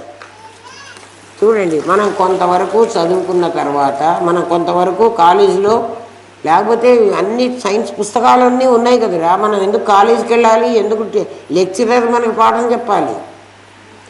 మనం తెలుసుకోవచ్చు కదా. కాదు, యూనివర్సిటీ లెవెల్లో వరకు నువ్వు చదువుకోవాలి, పీజీ చేసే వరకు. ఆ తర్వాత చదువు, నీకు గురువు అవసరం లేదు. జస్ట్ నువ్వు వర్క్ చేసింది పిహెచ్డీకి వచ్చేప్పటికి నువ్వు చేసిన వర్క్ని సర్టిఫై చేసేవాడు ఒకడు ఉంటే చాలు. అర్థమైందా? పిహెచ్డీకి నువ్వే కష్టపడాలి, నువ్వే చేసుకోవాలి. నీకు దేహం ఉన్న గురువు చెప్పడు. పిహెచ్డీలో ఏ ప్రొఫెసర్ కూడా మాకెవ్వరికి ఏం చెప్పరు. ఒకవేళ వారు ఏదన్నా చెప్పుంటారంటే మేము అడిగిన దాన్ని అది కాదు అనే పూర్వపక్షిలాగా క్వశ్చన్ వేసి మా చేత కరెక్ట్ అయిన విషయాన్ని రాబట్టడానికి అడుగుతారు. కానీ డిగ్రీ కాలేజీలో లాగా, పీజీ కాలేజీ యూనివర్సిటీలో లాగా ఎవ్వడు పాఠం చెప్పడు. అప్పటి వరకు మనం అక్కడ చదువుకోవాలి. అర్థమైందా? చదువుకున్న తర్వాతనే దేహం లేని గురువు చెప్తాడు. స్వామి పరమాచార్య నాకు నీకు దేహం ఉన్న గురువే చెప్పాలా అని అడిగినప్పుడు, నాకు గురువుగారు దేహం చాలించారండి, నాకేం అర్థం కాలేదు అని చెప్తే, అమ్మ నీకు దేహం ఉన్న గురువే చెప్పాలా అన్నారు. అంతే, అక్కర్లేదు గురువుకి దేహం అని నాకు అప్పుడు అర్థమైంది. నాకు అర్థమైన లెవెల్లో మిమ్మల్ని అందరినీ మీకు గురువు అక్కర్లేదు, మీకే పాఠం తెలుస్తుంది అని చెప్పకూడదు. అందుకే జ్ఞాతుం అన్నాడు భగవద్గీతలో. జ్ఞాతుం, ద్రష్టుం, ప్రవేశిష్టం అని 3 లెవెల్స్ చెప్పాడు. ఆ లెవెల్లో నీకు నువ్వే ప్రయత్నం చెయ్యి. ఏమ్మా, కర్మ ఉపాసనల వల్ల అవాంతర ఫలం, అప్పటికప్పుడు వచ్చేవి ఏమన్నా వస్తాయేమో. అవాంతర ఫలం అంటే ఇప్పుడు కడుపు నిండా అన్నం తిన్నాం, కడుపు నిండింది, తృప్తి వచ్చింది కదా, తర్వాతది పోతుంది. అట్లాంటిది ఏదన్నా నీకు వస్తుందేమో. కానీ కర్మ ఉపాసన వల్ల విద్య అవిద్యలకు విడివిడిగా ఫలితాలు ఉంటాయి. పితృలోకం కర్మఫలం. పితృలోకానికి వెళితే వసు, రుద్ర, ఆదిత్య అనే రూపాలు 3 రూపాలు వస్తాయి. ఉపాసనకు దేవలోక ప్రాప్తి, జ్ఞానికి మోక్షం మహాఫలం. బంధ విముక్తి, దుఃఖ నివృత్తి, ఆనంద ప్రాప్తి అనే మహాఫలం బ్రహ్మవిదుడికి లభిస్తాయి. నీకు బంధం లేదని తెలుస్తుంది. తద్వారా నాకు ఆత్మజ్ఞానం కలిగితే నాకు ఏమిటి లాభం అంటే ఇది లాభం. బంధ విముక్తి, ఆనంద ప్రాప్తి, లేక దుఃఖ నివృత్తి, ఆనంద ప్రాప్తి. దుఃఖం ఎందుకు కలుగుతోంది అంటే 3 వల్లే దుఃఖం కలుగుతుంది. మీ ఏ దుఃఖానికైనా కారణం ఈ 3. పరమాత్మ దగ్గర దుఃఖం లేదు, అందుకని దాన్ని ఆనందం అన్నారు. ఆనందానికి ఆపోజిట్ వర్డ్ ఉండదు. బ్లిస్ అనే పదానికి ఆపోజిట్ వర్డ్ లేదు. హ్యాపీనెస్కి ఉంది, అన్హ్యాపీనెస్. బ్లిస్కి లేదు. ఈ లోకములోని అముత్ర స్వర్గాది సుఖములు కావాలనే కోరిక నీకుంటే, స్వర్గంలోకి వెళ్ళాలి అనే కోరిక నీకుంటే ఉపాసన చెయ్యి, యజ్ఞయాగాదులు చెయ్యి. దాన్ని కాదని చెప్పట్లే. అది ఉపనదులు నదిలోకి చేరితే పర్వాలేదు. కానీ దీనివల్లనే నువ్వు మరణిస్తే స్వర్గానికి వెళతావు. నిజమే, ఉపాసన వల్ల ఆ ఫలితం ఉంది. స్వర్గానికి వెళితే నష్టం ఏమిట్రా అంటే, క్షీణే పుణ్యే మర్త్యలోకం విశంతి. నాయనా నిన్ను ఇక్కడ ఎప్పటికీ ఉంచుకోము. 6 నెలలు అయిపోతే అమెరికా నుంచి నీ వీసా ఎక్స్పైర్ అయిందని I-94 ముందే ఇచ్చేసి నిన్ను బలవంతంగా, నువ్వు ఇల్లీగల్ ఇమిగ్రెంట్ అని నిన్ను ఎట్లా మళ్ళీ ఇండియాకి నెట్టేస్తారో బలవంతంగా. అట్లా క్షీణే పుణ్య. నేనంటలేదమ్మా ఈ మాట, పరమాత్మ గీతలోనే అన్నాడు. భగవానువాచ అన్నారు, కృష్ణ ఉవాచ కూడా కాదు. భగవానువాచ. ఎక్కడైనా భగవద్గీత భగవానువాచ అంటుంది, భగవంతుడే చెప్తున్నాడు అని. ఎక్కడ చెప్పాడయ్యా అంటే ఎక్కడ చెప్పాడో నాకు తెలియదు. కానీ పుణ్యం అయిపోతే నిన్ను ఇక్కడ వీసా స్టేటస్ అయిపోతే నిన్ను అమెరికాలో అది ఏ కంట్రీలో ఉండనివ్వడు. అది లేకపోతే నేను అసలు రానివ్వడు. అట్లా పుణ్యం లేకపోతే నేను స్వర్గానికి రానివ్వడు. పుణ్యం అయిపోగానే అంటే పుణ్యం అయిపోతుంది ఉంటుంది అంటే ఏమిటంటే రోజు రోజు గడిస్తే నీ పుణ్యం అయిపోతుంది. అర్థమైందా? కర్మ ఉపాసన ఖచ్చితంగా చెయ్యాలి. ఇప్పటి వరకు మీరు ఏదైనా చెయ్యకుండా ఉంటే మీ కులంలో మీకే కర్మ నిర్ణయించబడిందో అది ఖచ్చితంగా చెయ్యండి. అది కాక ఇంకో కర్మ కూడా మీ ఉద్యోగమో, మీ వ్యవసాయమో, మీ వ్యాపారమో మీ ఇష్టం వచ్చింది చేసుకోండి. కానీ మీకు నిర్దేశించబడ్డ కర్మ ఉంది, అది మాత్రం చెయ్యండి. ఓం తత్సత్. స్వస్తి ప్రజాభ్య పరిపాలయంతాన్యాయేన మార్గేణ మహిన్మహేష. గో బ్రాహ్మణేభ్య శుభమస్తు నిత్యం. లోకా సమస్తాః సుఖినో భవంతు. ఓం పూర్ణమదః పూర్ణమిదం పూర్ణాత్ పూర్ణముదచ్యతే పూర్ణస్య పూర్ణమాదాయ పూర్ణమేవావశిష్యతే. ఓం శాంతి శాంతి శాంతి. ఓం నమో బ్రహ్మాదిభ్యో బ్రహ్మ విద్యా సాంప్రదాయ కర్తృభ్యో వంశఋషిభ్యో గురుభ్యో నమో మహద్భ్యః. సర్వోపద్రవరహిత ప్రజ్ఞానఘనః ప్రత్యగర్ధో బ్రహ్మైవాహమస్మి బ్రహ్మైవాహమస్మి బ్రహ్మైవాహమస్మి. కర్మ చెయ్యమన్నాను కదా అని ఎవరైనా గృహస్థాశ్రమం మనం అందరం తీసుకున్నది, ఇంటికి వచ్చిన వాళ్ళకి మేము 10 మందికి వండి పెట్టలేమమ్మా అని ఒకవేళ మీరు అనేటట్లయితే, ఒకళ్ళొకళ్ళు 2 3 పక్కపక్కన ఇళ్ళ వాళ్ళు ఉంటారు. ఆ నలుగురిని కలుపుకొని మనం నలుగురం కలిసి మా ఇంటికి వాళ్ళ చుట్టాలు వచ్చారు, మనం అందరం వంట చేసి వాళ్ళకి అన్నం పెడదాము, క్యాటరింగ్ తెప్పిద్దామని అనవాకండి. మీరు వాళ్ళ ఇంటికి కూడా వెళ్ళి అట్లా చేసి పెట్టండి. ఒక్కళ్ళు చెయ్యలేకపోతే నేనైతే 100 మందికి మీరందరున్నా వండి పెట్టగలను. ఏమ్మా, ఒకవేళ గిన్నె దించలేకపోతే నాయన మా పిల్లలు ఉన్నారు దించండిరా, నేను ముసలిదాన్ని అయిపోయినా దించలే, మీకు ఆ కష్టం లేదు. మీరు ఎవరన్నా ఇంటికి వస్తే అన్నం వండి పెట్టండి, మీరు వండుకు తింటారు కదా, అంతేగాని ఎవరి దగ్గర తెప్పించి పెట్టవాకండి. గృహస్థాశ్రమ ధర్మం అది కాదు కదా. మీకు డబ్బులు ఉండొచ్చు, మనం కావాల్సిన వాళ్ళే కదా మన ఇంటికి వచ్చేది, అక్కర్లేని వాళ్ళు రారు కదా. ఇవాళ నుంచి అది నేర్చుకోండి.